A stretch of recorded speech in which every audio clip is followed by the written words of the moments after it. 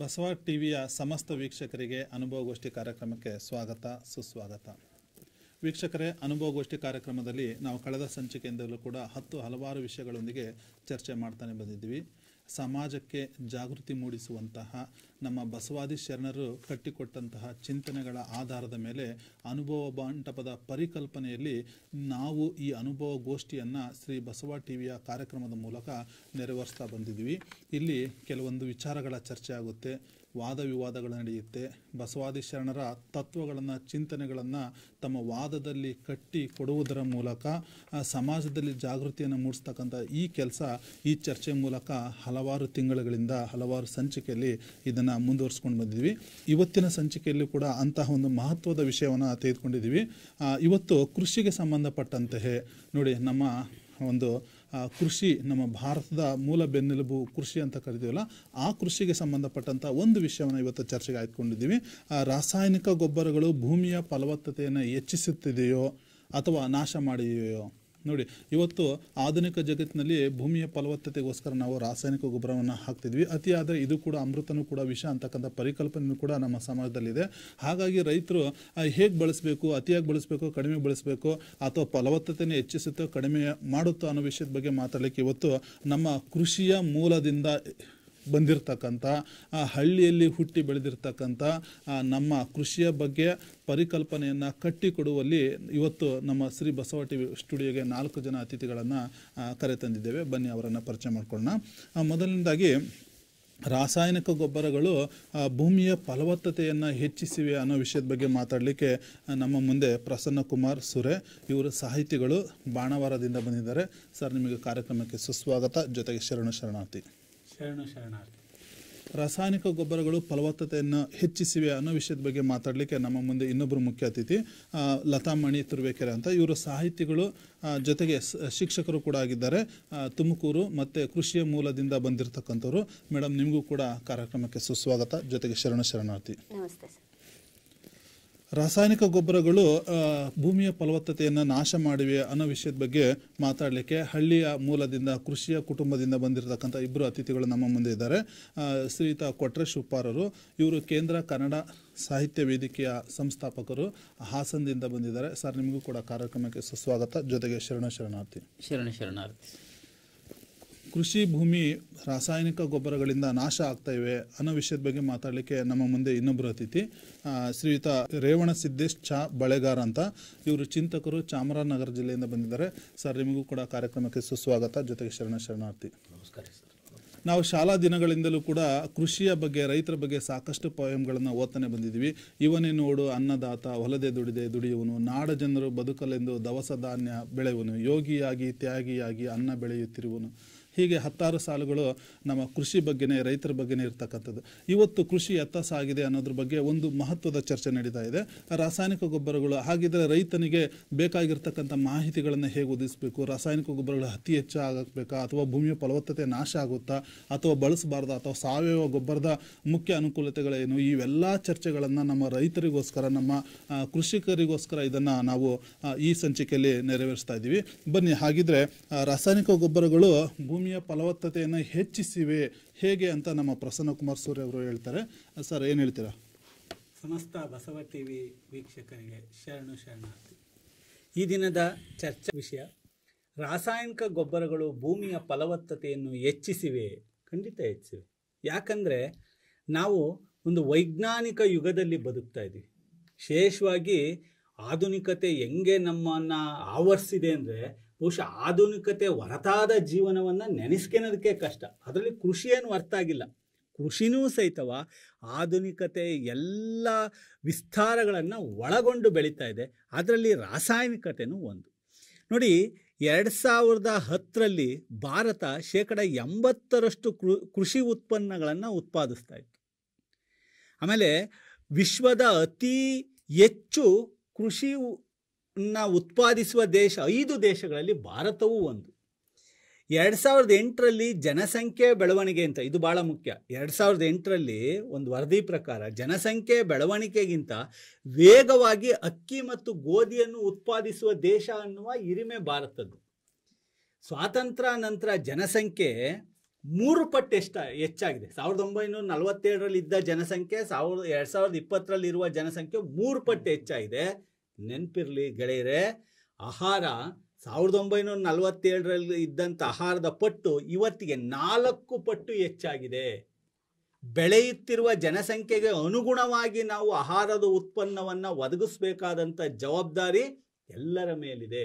ಅದಕ್ಕೆ ಹೊಸ ಆಯಾಮಗಳತ್ತ ನೋಡ್ತಾ ಇದೆ ದೇಶ, ಕೃಷಿಕ ಎಲ್ಲರೂ ಸಹಿತ.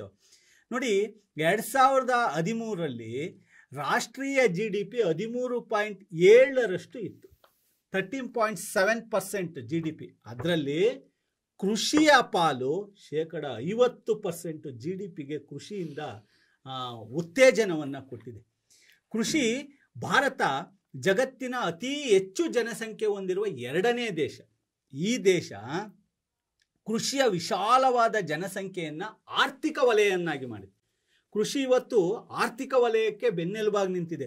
2013ರಲ್ಲಿ $39 ಶತಕೋಟಿ ಮೌಲ್ಯದ 2013ರಲ್ಲಿ $39 ಶತಕೋಟಿ ಮೌಲ್ಯದ ಕೃಷಿ ಉತ್ಪನ್ನಗಳನ್ನ ರಫ್ತನ್ನ ನಮ್ಮ ದೇಶ ಮಾಡಿದೆ. ಯಾಕೆ ಅಂದರೆ ಇದೇ ದೇಶ, ಯಾಕೆ ಅಂತ ಇದನ್ನು ಉತ್ತರ ಹುಡುಕ್ಯಂತ ಹೋದರೆ, ಇದೇ ದೇಶ 1960ರ ದಶಕದಲ್ಲಿ ಮೊದಲು ಭಾರತ ದೇಶ ಅಗತ್ಯವಾದ ಆಹಾರವನ್ನು ಒದಗಿಸೋಕ್ಕೆ 1960ರಲ್ಲಿ ಇದ್ದ ಜನಸಂಖ್ಯೆಗೆ ಅಗತ್ಯವಾದ ಆಹಾರವನ್ನು ಒದಗಿಸೋಕ್ಕೆ ಆಮದಿನ ಮೊರೆ ಹೋಗಿತ್ತು. ಕೇವಲ 60 ವರ್ಷದ ಹಿಂದೆ ನಮ್ಮ ದೇಶದ ಜನಸಂಖ್ಯೆಗೆ ಆಹಾರವನ್ನು ಒದಗಿಸೋಕ್ಕೆ ಆಮದಿನ ಮೊರೆ ಹೋಗಿತ್ತು. 2013ರಲ್ಲಿ $39 ಶತಕೋಟಿ ಮೌಲ್ಯವನ್ನು ರಫ್ತು ಮಾಡಿ, ಆಮೇಲೆ 1965-66ರಲ್ಲಿ ಕೃಷಿ ನೀತಿ, ಹೊಸ ಕೃಷಿ ನೀತಿ ಅನ್ವಯ ಇದೆಲ್ಲ ಆವಿಷ್ಕಾರಗಳು ಆರಂಭ ಆಗ್ತವೆ. ರಾಸಾಯನಿಕ ಗೊಬ್ಬರಗಳನ್ನು ನಾವು ಬಳಕೆ ಮಾಡೋದ್ರಿಂದ ಭೂಮಿ, ನೋಡಿ ರಾಸಾಯನಿಕ ಗೊಬ್ಬರ ಅಂದ್ರೇನು? ಮಣ್ಣಿಗೆ ಬೇಕಾದ ಫಲವತ್ತತೆಯನ್ನು ಕೊಡೋದಷ್ಟೇ. ಅದನ್ನು ಎಷ್ಟು ಬಳಸ್ತೀವಿ, ಎಷ್ಟು ಬಳಸಬೇಕು, ಯಾವುದಕ್ಕೆ ಎಷ್ಟು ಬಳಸಬೇಕು, ಅದು ವಿವೇಚನೆಗೆ ಬಿಟ್ಟಿದ್ದು. ಇಲ್ಲಿ ಎಲ್ಲವನ್ನ ಒಂದೇ ಕಣ್ಣಿನಿಂದ ಒಂದೇ ಸರಿ ದೂಡುವಂತಹ ವಿಚಾರ ತಪ್ಪು ತೀರ್ಮಾನ ಆಗುತ್ತೆ. ಇಲ್ಲಿ ರಾಸಾಯನಿಕ ಗೊಬ್ಬರ ಮಣ್ಣಿನ ಫಲವತ್ತತೆಯನ್ನು ಹೆಚ್ಚೋದು, ಸಸಿಗಳಿಗೆ ನೀರಿನ ಅಂಶವನ್ನು ಹೆಚ್ಚು ಹಿಡಿದಿಟ್ಕೊಳ್ಳೋದು. ಇದು ಹೆಚ್ಚಾದಾಗ ತನಿಗ್ತಾನೇ ಇಳುವರಿ ಜಾಸ್ತಿ ಆಗ್ತಾ ಹೋಯ್ತು, ತನಿಗ್ತಾನೇ ಫಲವತ್ತತೆ ಹೆಚ್ಚಾಗ್ತಾ ಹೋಯ್ತು. ಆಮೇಲೆ ಬಹಳ ಮುಖ್ಯವಾದ ಇದು ವೈಜ್ಞಾನಿಕತೆಯಿಂದ ಬಂದಂಥದ್ದು. ನಾವು ಎಲ್ಲದರಲ್ಲೂ ವೈಜ್ಞಾನಿಕತೆ ಹುಡುಕ್ತೀವಿ. ನಮ್ಮ ಬದುಕಿನ ಪ್ರತಿಯೊಂದು ವಿಷಯಗಳಲ್ಲಿ ಹೊಸ ಹೊಸ ವಿಚಾರಗಳನ್ನು ಒಪ್ಕೊಂತ ಇದ್ದೀವಿ. ಆದರೆ ಕೃಷಿಲಿ ಒಪ್ಕೊನಲ್ಲ ಅಂದ್ರೆ ಹೆಂಗೆ?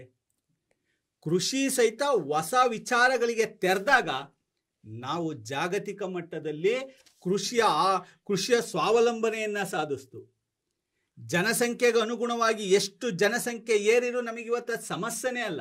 ಬಿಕಾಸ್ ನಮಗೆ ಕೃಷಿಯ ಉತ್ಪನ್ನಗಳು ಹೆಚ್ಚಾಗ್ತದೆ. ಅದಕ್ಕೆ ಮೂಲ ಕಾರಣ ಭೂಮಿಯ ರಾಸಾಯನಿಕ ಬಳಕೆಯಿಂದ ಹೆಚ್ಚಾದಂತಹ ಇಳುವರಿ, ಫಲವತ್ತತೆ. ಇದು ರಾಸಾಯನಿಕ ಗೊಬ್ಬರಗಳು ಭೂಮಿಯ ಫಲವತ್ತತೆಯನ್ನು ಹೆಚ್ಚಿಸ್ತವೆ ಅನ್ನೋದು ನನ್ನ. ತುಂಬ ಉತ್ತಮವಾಗಿರ್ತಕ್ಕಂಥ ಒಂದು ವಿಶ್ಲೇಷಣೆಯನ್ನ ಪ್ರಸನ್ನ ಕುಮಾರ್ ಸೂರೆ ಅವರಿಂದ ಬಂತು. ಯಾಕಂದ್ರೆ ಇವತ್ತು ನೋಡಿ, ಜನಸಂಖ್ಯೆ ವಿಷಯಗಳು ತೆಗೆದುಕೊಂಡಾಗ ಬೆಳೆಯುತ್ತಿರುವ ಜನಸಂಖ್ಯೆಗೆ ಅನುಗುಣವಾಗಿ ನಾವು ರಾಸಾಯನಿಕ ಗೊಬ್ಬರಗಳನ್ನ ಹಾಕಲೇಬೇಕು. ಯಾಕಂತಂದ್ರೆ ಸ್ವತಂತ್ರ ಪೂರ್ವದಲ್ಲಿರ್ತಕ್ಕಂಥ ಜನಸಂಖ್ಯೆಗೆ 3 ಪಟ್ಟು ಹೆಚ್ಚಾಗಿದೆ.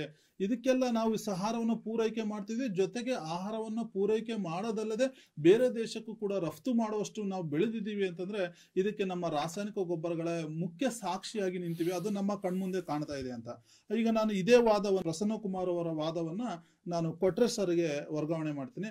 ಸರ್, ಪ್ರಸನ್ನ ಕುಮಾರ್ ಹೇಳಿರ್ತಕ್ಕಂಥ ವಾದದಲ್ಲಿ ಎಲ್ಲವೂ ಕೂಡ ರಾಸಾಯನಿಕ ಗೊಬ್ಬರಗಳಿಂದನೇ ಆಗಿದೆಯಾ ಅಂತ.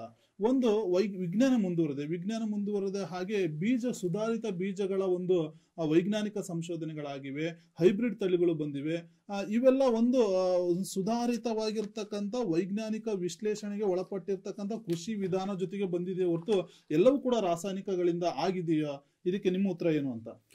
ಶ್ರೀ ಬಸವ ಟಿವಿಯ ಸಮಸ್ತ ವೀಕ್ಷಕ ಬಂಧುಗಳಿಗೆ ಶರಣಾರ್ಥಿ. ಒಂದು ಒಳ್ಳೆ ವಿಷಯವನ್ನ, ಅದು ವರ್ತಮಾನದಲ್ಲಿ ಒಂದು ಬಹಳ ಚರ್ಚಿತವಾದಂಥ ವಿಷಯ ಇದು, ರಸಗೊಬ್ಬರ ಬಳಕೆ ಮತ್ತು ಅದರಿಂದ ಆಗ್ತಕ್ಕಂಥ ಹಾನಿಗಳು ಏನಿದ್ದಾವೆ. ಬಹುತೇಕ ಈಗ ಒಂದು 20-25 ವರ್ಷದ ಹಿಂದೆ ಹೋದ್ನೆ ಅಂದರೆ ಇಷ್ಟೊಂದು ಇರಲಿಲ್ಲ, ರಸಗೊಬ್ಬರ ಬಳಕೆ ಇರಲಿಲ್ಲ. ಮತ್ತು ಫಲವತ್ತಾದ ಭೂಮಿಗಳಿದ್ವು ಅವತ್ತು. ಇವು ಆಸೆ ಬೇಕು ಮನುಷ್ಯನಿಗೆ, ಒಂದು ದುಡಿಮೆ ಅನ್ನೋದಕ್ಕೆ, ಒಂದು ಬದುಕಲಿಕ್ಕೆ, ಒಂದು ನಾವು ಬದುಕು ಕಟ್ಕೊಳ್ಳಿಕ್ಕೆ ಆಸೆ ಬೇಕು. ನಮ್ಮದೇ ಅಂತ ಆಸೆಯ ಚೌಕಟ್ಟಲ್ಲಿ ನಾವು ಬದುಕನ್ನು ಕಟ್ಕೊಂತೀವಿ. ಆಸೆ ದುರಾಸೆ ಆಗಬಾರ್ದು ಅಂತ. ಈಗ ನಂದು 1 ಎಕರೆ ಜಮೀನಲ್ಲಿ ಒಂದು 20 ಚೀಲ ಜೋಳ ಬೆಳಿತಾ ಇದ್ದೀನಿ ಅಂತಂದ್ರೆ ನನ್ನ ಕುಟುಂಬ ವ್ಯವಸ್ಥೆಗೆ ಅದು ಸಾಕಾಗ್ತಾ ಇತ್ತು. ಆ ಒಂದು ಆಹಾರ ಏನಾಗ್ತಾ ಇತ್ತು, ಒಳ್ಳೆ ಪೌಷ್ಟಿಕಾಂಶದಿಂದ ಕೂಡಿರ್ತಾ ಇತ್ತು. ಇವತ್ತು ನನ್ನ 40 ಚೀಲ ಬೆಳಿಬೇಕು ಅಂತಂದು ಇಲ್ಲದೆಲ್ಲ ರಾಸಾಯನಿಕಗಳನ್ನು ಬಳಸ್ತಾ ಇದ್ದೀವಿ. ಅದು ದಷ್ಟಪುಷ್ಟವಾಗಿ ಬರುತ್ತೆ, ಇನ್ನೊಂದು ಯಾವುದೋ ಒಂದು ಬೀಜ ಹಾಕ್ತೀವಿ, ಅದು ತನ್ನ ಫಲದಲ್ಲಿಯೂ ಸಹ ಸತ್ವವನ್ನು ಕಳೆದುಕೊಳ್ತಾ ಇದೆ. ಒಂದು ಅವರು ಏನೋ ಅಷ್ಟು ಪ್ರಗತಿ ಆಗಿದೆ, ಇಷ್ಟು ಪ್ರಗತಿ ಆಗಿದೆ ಅಂತ. ಇವತ್ತಿಗೂ ಸಹ ರಾಸಾಯನಿಕ ಗೊಬ್ಬರವನ್ನು ಎಷ್ಟು ಬಳಸ್ತಾರೋ ಅಷ್ಟೇ ಸಾವಯವ ಗೊಬ್ಬರವನ್ನು ಇವತ್ತು ನಾವು ಬಳಸ್ತಾ ಇದ್ದೀವಿ. ಇವತ್ತಿನ ರೈತರು ನೋಡಿ, ಹೆಚ್ಚು ತೋಟಗಳ ಬಳಕೆಗಳನ್ನು ನೋಡಿ ಎಲ್ಲ ಬಳಕೆ ಆಗ್ತಕ್ಕಂಥದ್ದೇ ಸಾವಯವ ಗೊಬ್ಬರಗಳು. ಶುಂಠಿ ಬೆಳಿಲಿಕ್ಕೆ ತತ್ಕ್ಷಣದಲ್ಲಿ ರಾಸಾಯನಿಕ ಗೊಬ್ಬರ ಇದ್ರು, ಅದಕ್ಕೂ ಮುಖ್ಯವಾಗಿ ಅವ್ರಿಗೆ ಏರದೇ ಸಾವಯವ ಗೊಬ್ಬರವನ್ನು, ತಿಪ್ಪೆ ಗೊಬ್ಬರವನ್ನು ಹಾಕಿ ಅದನ್ನು ಕೊಳಿಸಿಬಿಟ್ಟು 6 ತಿಂಗಳು ಬಿಟ್ಟು ಬೆಳೀತಾ ಇದೆ. ಇವತ್ತು ರಾಸಾಯನಿಕ ಗೊಬ್ಬರಗಳಿಂದ ಏನಾಗಿದೆ ಅಂತಂತಂದ್ರೆ ಅಲ್ಲಿರ್ತಕ್ಕಂಥ ಸಾರಜನಕ ಮತ್ತು ಮಣ್ಣಿನ ಫಲವತ್ತತೆಗೆ ಧಕ್ಕೆಯನ್ನು ತರ್ತಾ ಇದೆ. ಪೊಟ್ಯಾಷ್ ಆಗಿರ್ಬೋದು, DAP ಆಗಿರ್ಬೋದು, ಯಾವುದೇ ಒಂದು ರಾಸಾಯನಿಕ ಗೊಬ್ಬರವನ್ನು ತೆಗೆದುಕೊಳ್ಳಿ, ಮತ್ತೆ ಏನಾಗ್ತದೆ, ಹೆಚ್ಚಿನ ಸಾಂದ್ರತೆಯನ್ನು ದ್ರಾವಣವನ್ನು ಹೊಂದಿರುತ್ತೆ. ಅದು ತಕ್ಷಣಕ್ಕೆ ಆ ಮಣ್ಣಿಗೆ ನಾವು ಇದನ್ನು ಮಾಡಿದಾಗ ಮೂಲ ಗುಣವನ್ನು ಮಣ್ಣು ಕಳೆದುಕೊಳ್ತಾ ಇದೆ. ಸತ್ವಯುತವಾದಂಥ ಮಣ್ಣು ಇವತ್ತು ಬಂಜರ ಆಗ್ತಾ ಇದೆ, ಇವತ್ತು ತನ್ನ ಸತ್ವವನ್ನು ಕಳೆದುಕೊಳ್ತಾ ಇದೆ. ಎಲ್ಲಿ ಒಂದು ಶುಂಠಿ ಹಾಕಿದಂಥ ಈ ನಮ್ಮ ಹಾಸನವನ್ನು ನಾನು ಉದಾಹರಣೆ ತೆಗೆದುಕೊಂಡಾಗ, ಈ ವರ್ಷ ಶುಂಠಿ ಹಾಕಿದಂಥ ಹೊಲಕ್ಕೆ ಮುಂದಿನ ವರ್ಷ ನೀವು ಯಾವ ಬೆಳೆಯನ್ನು ಬೆಳೆಯೋಕೆ ಆಗಲ್ಲ. ಆ ಮಟ್ಟಕ್ಕೆ ಮಣ್ಣನ್ನು ನಾವು ವಿಷಯುಕ್ತ ಮಾಡಿದ್ದೀವಿ. ಒಂದು ಸಹಜವಾಗಿ ಮಣ್ಣಿನ ಕಣಗಳನ್ನು ವೃದ್ಧಿಸ್ತಕ್ಕಂಥ ಬ್ಯಾಕ್ಟೀರಿಯಾಗಳಿದ್ದಾವೆ ನಮ್ಮಲ್ಲಿ. ಅಂಥ ಜೀವಿಗಳು ಈ ಒಂದು ರಾಸಾಯನಿಕ ಗೊಬ್ಬರಗಳನ್ನು ಹಾಕಿದಾಗ ಏನಾಗ್ತವೆ, ನಾಶ ಆಗ್ತವೆ. ನಾವು ಮೂಲ ಪರಿಸರಕ್ಕೆ, ನಾವು ಪ್ರಕೃತಿ ವಿರುದ್ಧವಾಗಿ ನಾವು ಹೋದಂಗ ಅದಕ್ಕೆ ನಾವು ಧಕ್ಕೆಯನ್ನು ತರ್ತೀವಿ. ಮತ್ತೆ ಈ ಬಳಕೆಯಿಂದ ಏನಾಗ್ತಾ ಇದೆ ಅಂತಂದ್ರೆ, ಇವತ್ತು ನಾನು ಹೇಳಿದೆ, ಯಾವುದೋ ಮಣ್ಣು ಜನ್ಯ ಹುಳುಗಳು ಅಂತಾನೆ ಕರಿತೀವಿ ಅದನ್ನೇ. ಆ ಜನ್ಯ ಹುಳುಗಳಿದೆ. ಮತ್ತೆ ಸುತ್ತಮುತ್ತಲಿನ ಗಾಳಿನೂ ಸಹ ಮಲಿನ ಆಗುತ್ತೆ. ನಾವು ಒಂದು ಗೊಬ್ಬರ ಹಾಕಿದಾಗೆ ಅಷ್ಟಕ್ಕೆ ಅದು ಮಣ್ಣಿಗೆ ಮಾತ್ರ ಹೋಗಲ್ಲ, ಅದು ಎವಾಪ್ರೇಟ್ ಆಗುತ್ತೆ. ಗೊಬ್ಬರ ಎವಾಪ್ರೇಟ್ ಆದಾಗ ಗಾಳಿಯಲ್ಲಿ ವಿಷ ಸೇರಿಕೊಳ್ಳುತ್ತೆ. ಅವಾಗ ಅನಿಲ ನಮಗೆ ವಿಷಾನಿಲ ಆಗಿ ಪರಿಣಾಮವನ್ನು ಬೀರುತ್ತೆ. ಅಲ್ಲಿ ನಮಗೆ ನಿಜವಾದ ಆಮ್ಲಜನಕದ ಕೊರತೆ ಉಂಟಾಗುತ್ತೆ. ಅಥವಾ ಅದನ್ನು ನಾವು ಸೇವಿಸ್ಬಿಡ್ತೀವಿ, ನಮಗೆ ಗೊತ್ತಾಗಲ್ಲ ಇದ್ರೆ ಆಮ್ಲಜನಕ ಐತೆ ಇಲ್ಲ ಅಂತದ್ದು. ಅದು ನಮ್ಮ ಶ್ವಾಸಕೋಶದ ಮೇಲೆ ಎಫೆಕ್ಟ್. ಬರೀ ನಮ್ಮ ಮೇಲೆ ಅಷ್ಟೇ ಅಲ್ಲ, ಆ ಪ್ರಕೃತಿಯ ವಾತಾವರಣದಲ್ಲಿ ಬಾಳ್ತಕ್ಕಂಥ ಎಲ್ಲ ಜೀವಿಗಳ ಮೇಲೂ ಸಹ ಅದು ಒಂದು ಎಫೆಕ್ಟ್ ಅನ್ನು ಉಂಟು ಮಾಡುತ್ತೆ. ಉಸಿರಾಟದ ಮೇಲೆ ವ್ಯತಿರಿಕ್ತ ಪರಿಣಾಮವನ್ನು ಅದು ಉಂಟು ಮಾಡುತ್ತೆ. ಜೊತೆಗೆ ಏನಾಗ್ತದೆ, ಮಣ್ಣಿನಲ್ಲಿ ಆಮ್ಲೀಯ ದ್ರಾವಣವನ್ನು ಹೆಚ್ಚು ಮಾಡ್ತವೆ ಇವು ರಾಸಾಯನಿಕ ಗೊಬ್ಬರ.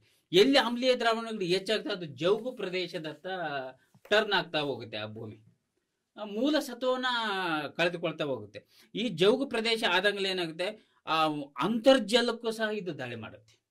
ಬರೀ ಮಣ್ಣಿನ ಫಲವತ್ತತೆಯನ್ನು ಮಾತ್ರ ನಾಶ ಮಾಡಲ್ಲ, ಗಾಳಿಗೆ ಸೇರಿಕೊಂಡ್ಬಿಟ್ಟು ಗಾಳಿನ ವಿಷಯುಕ್ತ ಮಾಡುತ್ತೆ. ಅಂತರ್ಜಲಕ್ಕೆ ಸೇರಿಕೊಂಡ್ಬಿಟ್ಟು ಅದು ಏನು ಮಾಡುತ್ತೆ, ಅಲ್ಲಿನೂ ಸಹ ಅಂತರ್ಜಲಕ್ಕೂ ಸಹ ಧಕ್ಕೆ ಮಾಡುತ್ತೆ.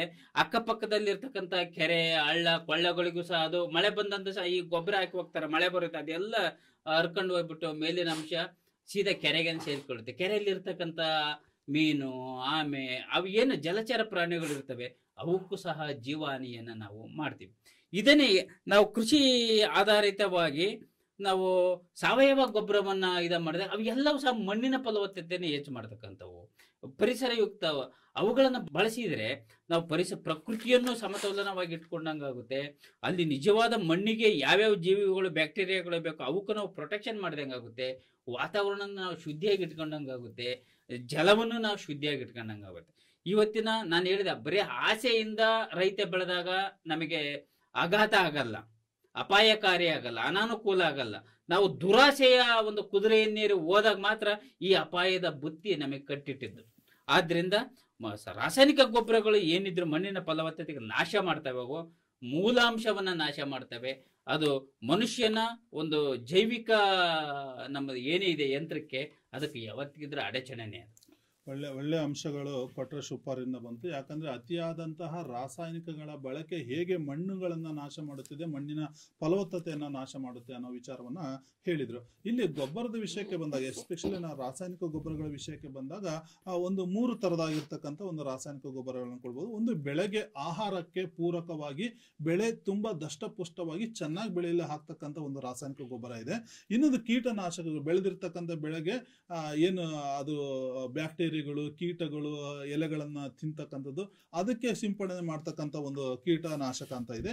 ಇನ್ನೊಂದು ಕಳೆನಾಶಕ ಅಂತ ಇದೆ. ಇದು ಬೆಳೆಗೂ ಕೂಡ ಹೆಲ್ಪ್ ಮಾಡಲ್ಲ, ಇನ್ನೊಂದು ಆಹಾರನೂ ಕೂಡ ಪೂರೈಕೆ ಮಾಡಲ್ಲ. ಅಕ್ಕಪಕ್ಕದಲ್ಲಿ ಬೆಳೆದಿರ್ತಕ್ಕಂಥ ಕಳೆಗಳನ್ನ ನಾಶ ಮಾಡ್ಲಿಕ್ಕೂ ಕೂಡ ಇವತ್ತು ರೈತರು ಬೆಳೆಸ್ತಾರೆ. ಈ ಎಲ್ಲಾ ರಾಸಾಯನಿಕ, ಎಲ್ಲಾ ದೃಷ್ಟಿಯಿಂದಲೂ ಕೂಡ ನಾವು ರಾಸಾಯನಿಕಗಳನ್ನ ಬಳಸ್ತಾ ಇದೀವಿ, ಗೊಬ್ಬರಗಳನ್ನ ಬಳಸ್ತಾ ಇದೀವಿ. ಇದರಲ್ಲಿ ಯಾವ ಗೊಬ್ಬರ ಒಳ್ಳೆಯದು, ಯಾವ ಗೊಬ್ಬರ ಪರಿಸರಕ್ಕೆ ಹಾನಿ ಮಾಡುತ್ತೆ ಅನ್ನೋದನ್ನ ಕೊಟ್ರೇಶ್ ಅವರು ತುಂಬಾ ಚೆನ್ನಾಗಿ ಹೇಳ್ಕೊಟ್ರು. ಯಾಕಂದ್ರೆ ಇಲ್ಲಿ ನಾನು ಕೊಟ್ರೇಶ್ ಅವರ ವಾದವನ್ನ ಈಗ ಲತಾಮಣಿ ಅವರ ಹತ್ರ ಹೋಗ್ತಾ ಇದ್ದೀನಿ. ಅವ್ರು ಹೇಳಿರೋ ಪ್ರಕಾರ ಮಣ್ಣಿನ ಫಲವತ್ತತೆಯನ್ನ ನಾಶ ಮಾಡುತ್ತೆ, ಜೊತೆಗೆ ಸಾಕಷ್ಟು ಅಡ್ಡ ಪರಿಣಾಮ ಬರುತ್ತೆ. ಈ ಸಿಂಪಡಣೆ ಮಾಡ್ತಕ್ಕಂಥ ರೈತರಿಗೆ ಆರೋಗ್ಯದ ಸಮಸ್ಯೆ ಬರುತ್ತೆ, ಚರ್ಮ ರೋಗಗಳು ಬರುತ್ತೆ. ಜೊತೆಗೆ ಏನು ರೈತರ ಮಿತ್ರ ಅಂತ ಕರೀತಕ್ಕಂಥ ಎರೆಹುಳುಗಳು ಇವತ್ತು ಅಂತ ರಾಸಾಯನಿಕ ಗೊಬ್ಬರಕ್ಕೆ, ರಾಸಾಯನಿಕ ಕೀಟನಾಶಕಗಳಿಗೆ ಬಲಿಯಾಗ್ಬಿಟ್ಟು ಆ ಫಲವತ್ತತೆಯನ್ನ ನಾಶ ಮಾಡ್ತಾ ಇದೆ ಅಂತಕ್ಕಂಥ ವಾದಕ್ಕೆ ಲತಾಮಣಿ ಅವರು ಏನ್ ಹೇಳ್ತಾರೆ ಅಂತ. ಓಂ ಶ್ರೀ ಗುರುಭ್ಯೋ ನಮಃ. ಶ್ರೀ ಬಸವ ಟಿವಿಯ ಸಮಸ್ತ ಸಹೃದಯ ವೀಕ್ಷಕ ಬಂಧುಗಳಿಗೆ ಶರಣಾರ್ಥಿ. ಇವತ್ತಿನ ನಮ್ಮ ಚರ್ಚಾ ವಿಷಯ ರಾಸಾಯನಿಕ ಗೊಬ್ಬರಗಳಿಂದ ಮಣ್ಣಿನ ಫಲವತ್ತತೆ ನಾಶ ಆಗ್ತಾ ಇದೆಯಾ ಅಥವಾ ಆಗ್ತಾ ಇಲ್ವಾ ಅಂತ. ಈ ರಾಸಾಯನಿಕ ಗೊಬ್ಬರಗಳನ್ನು ಯಾಕೆ ಬಳಕೆ ಮಾಡ್ತಾ ಇದ್ದೀವಿ ಅನ್ನೋದನ್ನ ನಾವಿಲ್ಲಿ ಗಮನಿಸಬೇಕಾಗುತ್ತೆ. ಯಾಕೆಂದರೆ ಈ ರಾಸಾಯನಿಕ ಗೊಬ್ಬರಗಳನ್ನು ಬಳಕೆ ಮಾಡೋದ್ರಿಂದ ಇಳುವರಿ ಹೆಚ್ಚಾಗಿ ಸಿಗ್ತಾ ಇದೆ, ಫಸಲು ಹೆಚ್ಚಾಗಿ ಸಿಗ್ತಾ ಇದೆ. ಈ ಇಳುವರಿ ಫಸಲು ಹೆಚ್ಚಾಗಿ ಸಿಗ್ತಾ ಇದೆ ಅಂತ ಅಂದರೆ ಅಲ್ಲಿ ಕೇವಲ ರಾಸಾಯನಿಕ ಗೊಬ್ಬರ ಮಾತ್ರ ತನ್ನ ಪಾತ್ರವನ್ನು ವಹಿಸೋದಿಲ್ಲ, ಮಣ್ಣಿನ ಫಲವತ್ತತೆ ಕೂಡ ಅಲ್ಲಿ ಪಾತ್ರವನ್ನು ವಹಿಸುತ್ತೆ. ಆ ರಾಸಾಯನಿಕ ಗೊಬ್ಬರವನ್ನು ಸಿಂಪಡಣೆ ಮಾಡೋದ್ರಿಂದ ಆ ಮಣ್ಣಿನ ಫಲವತ್ತತೆ ಹೆಚ್ಚಾದ ಕಾರಣ ಮಾತ್ರ ಅಲ್ಲಿ ನಾವು ಹೆಚ್ಚು ಇಳುವರಿಯನ್ನು, ಫಸಲನ್ನು ನಿರೀಕ್ಷೆ ಮಾಡಲಿಕ್ಕೆ ಸಾಧ್ಯ ಇದೆ. ಅದು ಬಿಟ್ಟು ಅಲ್ಲಿ ಮಣ್ಣಿನ ಫಲವತ್ತತೆ ಸಂಪೂರ್ಣ ನಾಶ ಆಯಿತು ಅಂದಾಗ ನಾವು ಅಷ್ಟರ ಮಟ್ಟಿಗೆ ಇಳುವರಿಯನ್ನು, ಫಸಲನ್ನು ಹೇಗೆ ನಿರೀಕ್ಷೆ ಮಾಡಲಿಕ್ಕೆ ಸಾಧ್ಯ ಇದೆ? ಸೊ ಹಾಗಾಗಿ ಇದು ಗಮನಿಸಬೇಕಾದಂಥ ಅಂಶ. ರಾಸಾಯನಿಕ ಗೊಬ್ಬರಗಳನ್ನು ಬಳಕೆ ಮಾಡೋದ್ರಿಂದ ಅಲ್ಲಿ ಮಣ್ಣಿನ ಫಲವತ್ತತೆ ಏನು ನಾಶ ಆಗೋದಿಲ್ಲ, ಇನ್ನು ಹೆಚ್ಚು ಇಳುವರಿಯನ್ನು, ಫಸಲನ್ನು ಪಡೆಯೋದಕ್ಕೆ ಅಲ್ಲಿ ಸಹಾಯಕ ಆಗುತ್ತೆ. ಅದಕ್ಕೆ ಉದಾಹರಣೆ ಅಂದರೆ ಆಗಲೇ ಸರ್ ಮಾತಾಡ್ತಾ ಹೇಳಿದ್ರು, ನಮ್ಮ ಸ್ವತಂತ್ರ ಕಾಲಘಟ್ಟದಲ್ಲಿದ್ದಂಥ ಜನಸಂಖ್ಯೆ ಎಷ್ಟಿತ್ತು, ಭೂಮಿ ಎಷ್ಟಿತ್ತು, ಆಗ ಆಹಾರನ ಹೇಗೆ ಒದಗಿಸ್ತಾ ಇದ್ರು ಜನಕ್ಕೆ. ಈಗ ಅದು 3 ಪಟ್ಟು 4 ಪಟ್ಟು ಜಾಸ್ತಿ ಆಗಿದೆ ಅಂದಾಗ ಈಗಲೂ ಕೂಡ ಅದೇ ಭೂಮಿನಲ್ಲಿ ಅಷ್ಟು ಜನರಿಗೆ ಆಹಾರವನ್ನು ಒದಗಿಸ್ತಾ ಇದೆ ಅಂದಾಗ ಎಷ್ಟು ಮಟ್ಟಿಗೆ ಅಲ್ಲಿ ಬೆಳೆನ ನಾವು ತೆಗಿತಾ ಇದ್ದೀವಿ, ಎಷ್ಟು ಮಟ್ಟಿಗೆ ಇಳುವರಿ ಸಿಗ್ತಾ ಇದೆ ಅನ್ನೋದನ್ನು ಕೂಡ ನಾವು ಗಮನಿಸಬೇಕಾಗುತ್ತೆ. ಆಗಿನಿಂದನೂ ಬೆಳ್ಕೊಂಡು ಬಂದಿರೋವಂಥ ಅದೇ ಭೂಮಿನಲ್ಲಿ ನಾವು ಇನ್ನೂ ಫಸಲನ್ನು ತೆಗಿತಾ ಇದ್ದೀವಿ ಅಂತ ಅಂದಾಗ, ಅದರಲ್ಲೂ ಹೆಚ್ಚು ಇಳುವರಿನ ನಾವು ಪಡಿತಾ ಇದ್ದೀವಿ ಅಂದಾಗ ಅಲ್ಲಿ ಮಣ್ಣಿನ ಫಲವತ್ತತೆ ಖಂಡಿತ ನಾಶ ಆಗಿರ್ಲಿಕ್ಕಿಲ್ಲ. ಅಲ್ಲಿ ಮಣ್ಣಿನ ಫಲವತ್ತತೆ ನಾಶ ಆಗದೇನೆ ಅಲ್ಲಿ ಫಲವನ್ನ ಹೆಚ್ಚಾಗಿ ನಾವು ಪಡಿತಾ ಇದ್ದೀವಿ, ಇಳುವರಿಯನ್ನ ಹೆಚ್ಚಾಗಿ ನಾವು ಪಡಿತಾ ಇದ್ದೀವಿ ಅಂತ ಹೇಳಲಿಕ್ಕೆ ಇಷ್ಟಪಡ್ತೀನಿ. ಹಾಗೆ ಇದಕ್ಕೆ ಒಂದು ಉದಾಹರಣೆ ಅಂತ ಅಂದರೆ ನಮ್ಮ ಶ್ರೀ ಬಸವ ಟಿವಿನಲ್ಲೇ ಪ್ರಸಾರ ಆಗೋಂಥ ರೈತ ಮಿತ್ರ ಕಾರ್ಯಕ್ರಮ, ವೀಕ್ಷಕರೆಲ್ಲ ನೋಡಿರ್ತಾರೆ ರೈತ ಮಿತ್ರ ಕಾರ್ಯಕ್ರಮವನ್ನು. ಆ ರೈತ ಮಿತ್ರ ಕಾರ್ಯಕ್ರಮದಲ್ಲಿ ಹಲವಾರು ರೈತರು, ನಾವು ಎಷ್ಟೆಲ್ಲ ರೈತರುಗಳನ್ನು ಪರಿಚಯ ಮಾಡಿಕೊಡ್ತಾ ಇದ್ದೀವಿ, ಆ ಎಲ್ಲರೂ ಕೂಡ ರಾಸಾಯನಿಕ ಗೊಬ್ಬರವನ್ನು ಬಳಕೆ ಬೆಳೆನ ಬೆಳೀತಾ ಇದ್ದಾರೆ. ಅದರಲ್ಲೂ ಕೂಡ ಒಬ್ಬ ರೈತರನ್ನು ನಾನು ಇಲ್ಲಿ ನೆನ್ಪು ಮಾಡ್ಕೊಳ್ಳೋಕ್ಕೆ ಇಷ್ಟಪಡ್ತೀನಿ. ನಾಗೇಂದ್ರಪ್ಪ ಅಂತ ಹಿರಿಯ ರೈತರು. ಅವರು ಬಂಜರಾದಂಥ ಭೂಮಿ, ಗಿಡಗಂಟೆಗಳು, ಕಲ್ಲು ಬಂಡೆಗಳಿದ್ದಂಥ ಒಂದು ಭೂಮಿಯನ್ನು ಸಮತಟ್ಟಾಗಿ ಮಾಡಿಕೊಂಡು ರಾಸಾಯನಿಕ ಗೊಬ್ಬರಗಳನ್ನು ಬಳಕೆ ಮಾಡಿಕೊಂಡು ಅಲ್ಲಿ ಆ ರಾಸಾಯನಿಕ ಗೊಬ್ಬರಗಳನ್ನು ಬಳಕೆ ಮಾಡೋದ್ರ ಮುಖೇನ ಆ ಬಂಜರು ಭೂಮಿಯನ್ನು ಫಲವತ್ತಾದಂಥ ಒಂದು ಭೂಮಿಯನ್ನಾಗಿ ಮಾಡಿಕೊಂಡು ಬೆಳೆನ ಬೆಳೆದಿದ್ದಾರೆ. ಇಂತಹ ಒಂದು ನಿದರ್ಶನಗಳು ಸಾಕಷ್ಟಿದೆ. ಆಗಲೇ ಗುರುಗಳು ಹೇಳ್ತಾ ಇದ್ರು ನಮ್ಮ ಹಾಸನ ಜಿಲ್ಲೆನಲ್ಲಿ ಯಾವ ರೀತಿ ಬೆಳೆ ಬೆಳೀತಿದ್ದಾರೆ ಅಂತ. ಅದೇ ಒಂದು ಹಾಸನ ಜಿಲ್ಲೆಯಲ್ಲಿ ಹಿಂದೆ ಒಂದು 10-15 ಚೀಲ ಬೆಳೆ ಬೆಳೀತಿದ್ದಂಥ ಅದೇ ಮಣ್ಣು ಏನಿತ್ತು, ಆ ಮಣ್ಣಿನ ಫಲವತ್ತತೆಯನ್ನು ಹೆಚ್ಚಿಸ್ಕೊಂಡು ರಾಸಾಯನಿಕ ಗೊಬ್ಬರಗಳನ್ನು ಬಳಕೆ ಮಾಡೋದ್ರ ಮುಖೇನ 60-70 ಚೀಲ ಬೆಳೆಯನ್ನು ಬೆಳೀತಾ ಇರುವಂಥ ನಿದರ್ಶನಗಳು ಕೂಡ ನಮ್ಮ ರೈತ ಮಿತ್ರ ಕಾರ್ಯಕ್ರಮದಲ್ಲಿ ನಾವು ನೋಡ್ತಾ ಇದ್ದೀವಿ. ಹೀಗಿರುವಾಗ ರಾಸಾಯನಿಕ ಗೊಬ್ಬರಗಳು ಮಣ್ಣಿನ ಫಲವತ್ತತೆಯನ್ನು ನಾಶ ಮಾಡುತ್ತೆ ಅಂತ ಹೇಳೋದ್ರಲ್ಲಿ ಅಷ್ಟೊಂದು ಸಮಂಜಸವಾದಂಥ ನಿರ್ಧಾರ ನಮಗೆ ಸಿಗ್ಲಿಕ್ಕಿಲ್ಲ ಅಂತ ನಾನು ಹೇಳ್ತೀನಿ. ಯಾಕೆಂದರೆ ಈ ರಾಸಾಯನಿಕ ಗೊಬ್ಬರಗಳು ಮಣ್ಣಿನಲ್ಲಿ ಇರುವಂತಹ ತೇವಾಂಶ ಆವಿ ಆಗೋದನ್ನ ತಡೆಗಟ್ಟುತ್ತೆ. ಹಾಗೆ ಗಿಡಗಳಿಗೆ ನಾವೇನ್ ಬೆಳೆ ಬೆಳೆದಿರ್ತೀವಿ ಆ ಗಿಡಗಳಿಗೆ ಬೇಕಾದಂತಹ ಪೋಷಕಾಂಶಗಳನ್ನ ನಿಯಮಿತ ಪ್ರಮಾಣದಲ್ಲಿ ಕೊಡ್ಲಿಕ್ಕೆ ಅದು ಸಹಾಯಕ ಆಗುತ್ತೆ. ಮತ್ತೆ ಜೈವಿಕ ಗುಣಗಳನ್ನ ಹೆಚ್ಚಿಸ್ತಾ ಹೋಗುತ್ತೆ. ಈ ಎಲ್ಲಾ ಚಟುವಟಿಕೆಗಳು, ಕ್ರಿಯೆಗಳು ರಾಸಾಯನಿಕ ಗೊಬ್ಬರಗಳನ್ನ ಬಳಕೆ ಮಾಡೋದ್ರ ಮುಖೇನ ಆಗ್ತಾ ಇದೆ ಅಂದಾಗ ಅಲ್ಲಿ ಮಣ್ಣಿನ ಫಲವತ್ತತೆ ಕುಸಿತಾ ಇದೆ ಅಂತ ನಾವು ಹೇಳಲಿಕ್ಕೆ ಸಾಧ್ಯ ಆಗೋದಿಲ್ಲ. ಅಲ್ಲಿ ಮಣ್ಣಿನ ಫಲವತ್ತತೆ ಇರೋದ್ರ ಜೊತೆಗೆ, ಉಳಿಸ್ಕೊಳ್ಳೋದ್ರ ಜೊತೆಗೆ ಇಳುವರಿಯನ್ನು ಕೂಡ ಅಲ್ಲಿ ಹೆಚ್ಚಾಗಿ ಮಾಡ್ತಾ ಇರೋದು ರಾಸಾಯನಿಕ ಗೊಬ್ಬರಗಳ ಮಹತ್ವದ ಪಾತ್ರ ಅಂತ ಹೇಳಲಿಕ್ಕೆ ನಾನು ಇಷ್ಟಪಡ್ತೀನಿ ಸರ್. ಇಲ್ಲಿ ತುಂಬಾ ಲತಾ ಮಣಿಯವರು ಒಂದು ಒಳ್ಳೆ ಉತ್ತಮವಾಗಿರ್ತಕ್ಕಂಥ ಒಂದು ಎಕ್ಸಾಂಪಲ್ ಅನ್ನು ಕೊಟ್ಟರು. ಯಾಕಂತಂದ್ರೆ ಇಲ್ಲಿ ಭೂಮಿಯ ಫಲವತ್ತತೆಗೋಸ್ಕರ ನಾವು ರಾಸಾಯನಿಕ ಗೊಬ್ಬರ ಹಾಕೋದು ಅಂದಮೇಲೆ ಇಲ್ಲಿ ಫಲವತ್ತತೆಯನ್ನ ಹೇಗೆ ನಾಶ ಮಾಡುತ್ತೆ ಅಂತ. ಯಾಕಂದ್ರೆ ಇವತ್ತು ನಾವು ನಿರಂತರವಾಗಿ ಬೆಳೆಗಳನ್ನ ಬೆಳೀತಾ ಹೋಗ್ತಾ ಇದ್ದೀವಿ. ಇವತ್ತು ದಶಕಗಳಿಂದಲೂ ಕೂಡ ಇವತ್ತು ಹಿಂದೆ ನಮ್ಮ ಅಜ್ಜ ತಾತಂದರ ಕಾಲದಲ್ಲಿ ಒಂದು ಬೆಳೆಯನ್ನ ಬೆಳಿಲಿಕ್ಕೆ ಸುಸ್ತಾಗ್ತಾ ಇದ್ರು ಆ ಒಂದು ಭೂಮಿಯಲ್ಲಿ.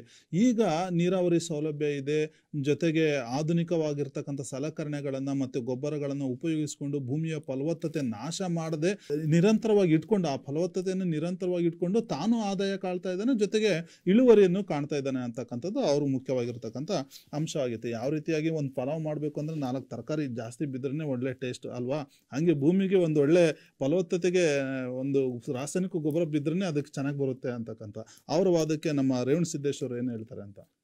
ಶ್ರೀ ಬಸವ ಟಿವಿಯ ವೀಕ್ಷಕರಿಗೆ ಶರಣಾರ್ಥಿಗಳು. ಸರ್, ಇವತ್ತಿನ ವಿಷಯದಲ್ಲಿ ನಾವು ಭೂಮಿಯಲ್ಲಿರ್ತಕ್ಕಂಥ ಸತ್ವ ಈ ರಾಸಾಯನಿಕ ಗೊಬ್ಬರಗಳಿಂದ ಏನು ದುಷ್ಪರಿಣಾಮ ಮಣ್ಣಿಗೆ ಆಗಿದೆ ಅಂತ. ದುಷ್ಪರಿಣಾಮ ಏನಾಗಿದೆ ಅಂದರೆ, ಈಗ ನಮ್ಮ ಸಹೋದರಿಯವರು ಹೇಳಿದರು ರಾಸಾಯನಿಕ ಗೊಬ್ಬರಗಳಿಂದ ಇಳುವರಿ ಜಾಸ್ತಿ ಬರ್ತಾ ಇಲ್ಲ ಅಂತ ಹೇಳ್ತಾ ಇಲ್ಲ, ಇಳುವರಿ ಜಾಸ್ತಿ ಬರ್ತಾನೆ ಇದೆ. ಈ ಮಣ್ಣಿನಲ್ಲಿರ್ತಕ್ಕಂಥ ಫಲವತ್ತತೆ, ಈಗ ರಾಸಾಯನಿಕ ಗೊಬ್ಬರ ಆಗಲಿ ಕ್ರಿಮಿಕೀಟ ನಾಶಕ ಅವೇನು ವೈಜ್ಞಾನಿಕವಾಗಿರ್ತಕ್ಕಂಥ ಉಪಕರಣಗಳನ್ನು ನಾವು ಬಳಸ್ತಾ ಇದ್ದೀವಿ ಬೆಳೆಗಳಿಗೆ, ಅದು ನೇರವಾಗಿ ಹೋಗಿ ಒಂದು ಸಸಿಗೆ ಬೇರಿನ ಮುಖಾಂತರನೇ ಕೆಲಸ ಮಾಡಲ್ಲ. ಅದು ಕೆಲಸ ಮಾಡಬೇಕಂದ್ರೆ ಮಣ್ಣಲ್ಲಿರ್ತಕ್ಕಂಥ ಏನು ಜೀವಿಗಳಿರ್ತಾವಲ್ಲ ಅದು ಹೋಗಿ ಜೀವಿಗಳ ಮುಖಾಂತರ ನಾವು ಬೇರಿಗೆ ಹೋದಾಗ ಒಂದು ಬೆಳೆ ಬೆಳೆಯುತ್ತೆ. ಆ ಮಣ್ಣಲ್ಲಿರ್ತಕ್ಕಂಥ ಗುಣಲಕ್ಷಣ ಸರಿಯಾಗಿದ್ದಾಗ ನೀವು ಸಾವಯವ ಗೊಬ್ಬರ ಕೊಟ್ಟಾಗೂ ಫಲವತ್ತತೆ ಇಳುವರಿ ಬರುತ್ತೆ, ನೀವು ರಾಸಾಯನಿಕ ಗೊಬ್ಬರವನ್ನು ಕೊಟ್ಟಾಗೂ ಕೂಡ ಆ ಬೆಳೆ ಬೆಳೆಯುತ್ತೆ.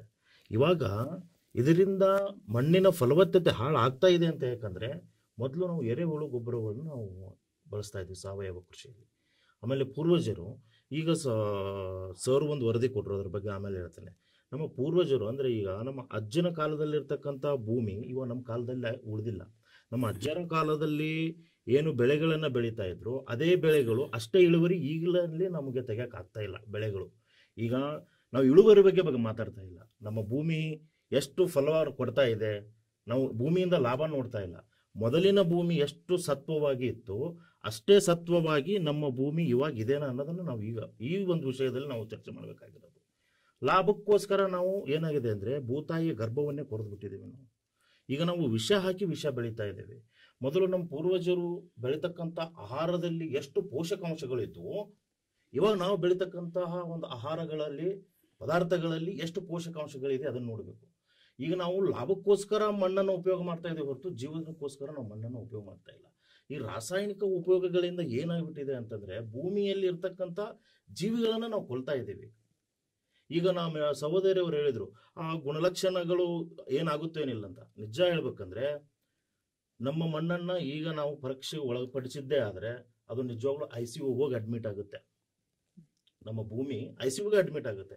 ಯಾಕಂತಂದ್ರೆ ಇದು ಮಾನವನ ಜೀವಿಗಷ್ಟೇ ಅಲ್ಲದೆ ಪ್ರಕೃತಿಗೂ ಕೂಡ ಒಂದು ಮಾರಕವಾಗಿ ಈ ರಾಸಾಯನಿಕ ಗೊಬ್ಬರಗಳು ಕೆಲಸ ಮಾಡ್ತಾ ಇದೆ. ಮಾನವನ ಆರೋಗ್ಯದ ಮೇಲೆ ಯಾವ ರೀತಿ ಅಂದ್ರೆ ಸೂರ್ಯನಿಂದ ಬೀಳ್ತಕ್ಕಂತಹ ಏನು ಕಿರಣಗಳು, ಅದರಲ್ಲಿ ಒಂದು ಅಲ್ಟ್ರಾ ವೈಲೆಟ್ ಅಂತ ಕಿರಣಗಳು, ಅದು ಓಜೋನ್ ಪದರನ್ನ ತಡೆದು ನಮ್ಮ ಕಣ್ಣುಗಳನ್ನ ರಕ್ಷಣೆ ಮಾಡ್ತಾರೆ ಸರ್.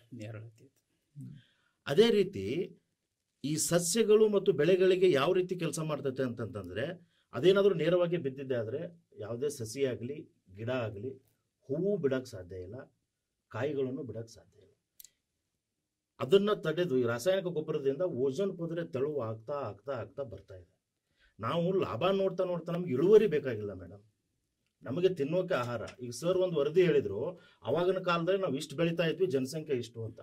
ಆ ಒಂದು ಕಾಲದಲ್ಲಿ ನಮ್ಮ ದೇಶದ ಕೃಷಿ ಭೂಮಿ ಎಷ್ಟಿತ್ತು, ಇವತ್ತು ನಮ್ಮ ಕೃಷಿ ಭೂಮಿ ಎಷ್ಟಿದೆ ಅನ್ನೋದನ್ನ ನಾವು ಲೆಕ್ಕ ಹಾಕಬೇಕು.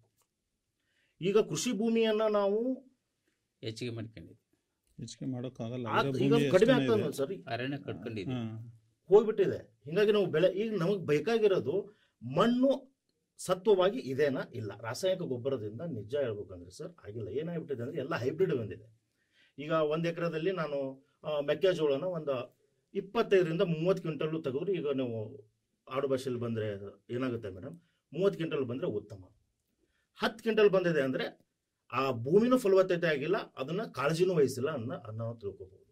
ಈಗ ಏನಾಗ್ಬಿಟ್ಟಿದೆ, ಅದರ ಕೆಪಾಸಿಟಿ ಎಷ್ಟಿದೆಯೋ ಅದಕ್ಕಿಂತ ಜಾಸ್ತಿ ತಗೋ ದುರಾಸೆಯಿಂದ ನಾವು ಬಿದ್ದಿದ್ದೇವೆ. ಅದು ರಾಸಾಯನಿಕವಾಗಿ ನಾವು ಬೆಳ್ತಾ ಇದ್ದೇವೆ. ಈಗ ಬರೀ ರಾಸಾಯನಿಕವಾಗಿಲೇ ನಾನು ಫಲ ತೆಗಿತೀನಿ ಅಂದ್ರೆ ಆಗೋದಿಲ್ಲ ಮೇಡಮ್. ಯಾವುದೇ ಕೃಷಿ ಚಟುವಟಿಕೆಗಳಲ್ಲಾಗಲಿ ಭೂಮಿಯು ಫಲವತ್ತತೆಯಿಂದ ಇರಬೇಕು ಅಂದ್ರೆ ಅಲ್ಲಿ ನಾವು ಸಾವಯವ ಕೃಷಿಯನ್ನ ಈಗ ಸಾವಯವ ಇದ್ರೇನೆ ಕೃಷಿ ಸರ್, ಆದ್ರೆ ರಾಸಾಯನ ಇದ್ರೇನೆ ಕೃಷಿ ಅನ್ನೋದಿಲ್ಲ. ರಾಸಾಯನಕ್ಕೆ ಸಾವಯವ ಸಹಾಯ ಮಾಡುತ್ತೆ ಹೊರತು ಸಾಧ್ಯನೇ ಇಲ್ಲ ಸರ್. ನಾನು ರಾಸಾಯನಿಕದಿಂದಲೇ ನಾ ಬೆಳೆ ತೆಗಿತೀನಿ ಅಂತ. ಈಗ ಹೈಬ್ರಿಡ್ ಆಗಿ ಬೆಳಿತೀವಿ. ಹಂಗೆ ಯಾವುದೇ ಒಂದು ಪ್ರಾಣಿನ ಅದು ಬೆಳೆಯೋಕೆ ಕಾಲಾವಧಿಗಳನ್ನ ನಾವು ಕೋಳಿಯನ್ನ ಉದಾಹರಣೆಗೆ ತಗೋಬೇಕಂದ್ರೆ 42 ದಿನಕ್ಕೆ 3 kg ಬೆಳೆಯುತ್ತೆ. ಯಾಕೆ ಬೆಳೆಯುತ್ತೆ? ನಾವೇ ಬೆಳೆಯಲ್ಲ ಸರ್. ಅದು ತಿನ್ನೋ ಆಹಾರದಿಂದ ಅದಕ್ಕೆ ಇಂಜೆಕ್ಷನ್ ಔಷಧಿಗಳನ್ನ ಕೊಡ್ತೇವೆ. ಈಗ ಏನಾಗ್ಬಿಟ್ಟಿದೆ, ನಾವು ರಾಸಾಯನಿಕ ಪದಾರ್ಥಗಳನ್ನ ಉಪಯೋಗಿಸಿ, ರಾಸಾಯನಿಕ ಪದಾರ್ಥಗಳನ್ನ ನಾವು ಸೇವಿಸಿ ರೋಗ ರುಜಿನಗಳನ್ನ ಜಾಸ್ತಿ ಮಾಡ್ತಾ ಇದ್ದೀವಿ. ಉದಾಹರಣೆ ಹೇಳ್ಬೇಕಂದ್ರೆ ಈಗ ನಮ್ಮ ಮನೆಯಲ್ಲಿ ಯಾರಿಗೂ ಕ್ಯಾನ್ಸರ್ ಇರಲ್ಲ, ಕ್ಯಾನ್ಸರ್ ಬಂದ್ಬಿಡುತ್ತೆ. ಲೆಕ್ಕ ಆಗ್ತದೆ, ನಮ್ಮ ಮನೆಗೆ ಯಾರಿಗೂ ಕ್ಯಾನ್ಸರ್ ಇಲ್ಲ, ಹೆಂಗೆ ಕ್ಯಾನ್ಸರ್ ಬಂತು ಅಂತ. ಇಲ್ಲ ಅವ್ರ ಮುತ್ತಜ್ಜಿಗೆ ಏನಾಗಿತ್ತಾನ ಅದು ರಕ್ತ ಬಂದೈತೆ, ಅದು ವಂಶಪರ ಅಂತ. ಅದನ್ನಷ್ಟೇ ವಿಚಾರ ಮಾಡ್ತಾ ಇದ್ದೀವಿ. ನಿಜ ಹೇಳ್ಬೇಕಂದ್ರೆ ಆಹಾರ ಪದ್ಧತಿಗಳು, ಆಹಾರದಲ್ಲಿ ವಿಷ ಕೊಡ್ತಾ ಇದೆ ಇವತ್ತು ಜಗತ್ತು. ಮತ್ತೆ ಸರ್ ನೋಡಿ ಹೋಗ್ತಾ ಇದೆ. ಎಲ್ಲಾದ್ರೂ ನಾವು ಇವತ್ತು ಸಾವಯವ ಬೆಲ್ಲ ಅಂದ್ರೆ ಅಲ್ಲಿಗೆ ಹೋಗ್ತೇವೆ. 10 ರೂಪಾಯಿ ಜಾಸ್ತಿ, 10 ರೂಪಾಯಿ ಕಡಿಮೆ ಇದೆ ಬೇರೆ ಬೆಲ್ಲ ಅಂತಂದ್ರೆ ಬೆಲ್ಲದಲ್ಲಿ ಕೊಡ್ತಕ್ಕಂಥ ಯೂರಿಯಾ, ನಾವು ಭೂಮಿಗೆ ಹಾಕ್ತಕ್ಕಂಥ ಯೂರಿಯಾ. ಇವತ್ತು ಮನುಷ್ಯನ ನಾವು ಕೂಡ ಹೆಂಗೆ ಗುಳಿಗೆ ಔಷಧಿಗಳನ್ನ ತಗೊಂಡು ಹೆಂಗೆ ಕಿಡ್ನಿ ಲಿವರ್ ಬಾದಾಗುತ್ತೋ, ಭೂಮಿಯು ಕೂಡ ರಾಸಾಯನಿಕ ಗೊಬ್ಬರವನ್ನು ಕೊಟ್ಟು ಅದರಲ್ಲಿರ್ತಕ್ಕಂಥ ಜೀವಸತ್ವ. ಇವಾಗ ನೋಡಿ ಎರೆಹುಳು, ನಾವು ಕೆಲವರು ಆಡು ಭಾಷೆಯಲ್ಲಿ ಮಳೆ ಹುಳ ಅಂತ ಕರೀತಾರೆ, ಎರೆಹುಳು. ಆ ಎರೆಹುಳನ ಭೂಮಿ ಮೇಲೆ ಬಿಟ್ಟು ರಾಸಾಯನಿಕವಾಗಿರ್ತಕ್ಕಂಥ ಏನಾದರೂ ಔಷಧಗಳನ್ನು ಸಿಂಪಡಣೆ ಮಾಡಿ ಕಣ್ಣೆದುರುಗಡೆ ಸಾಯುತ್ತೆ.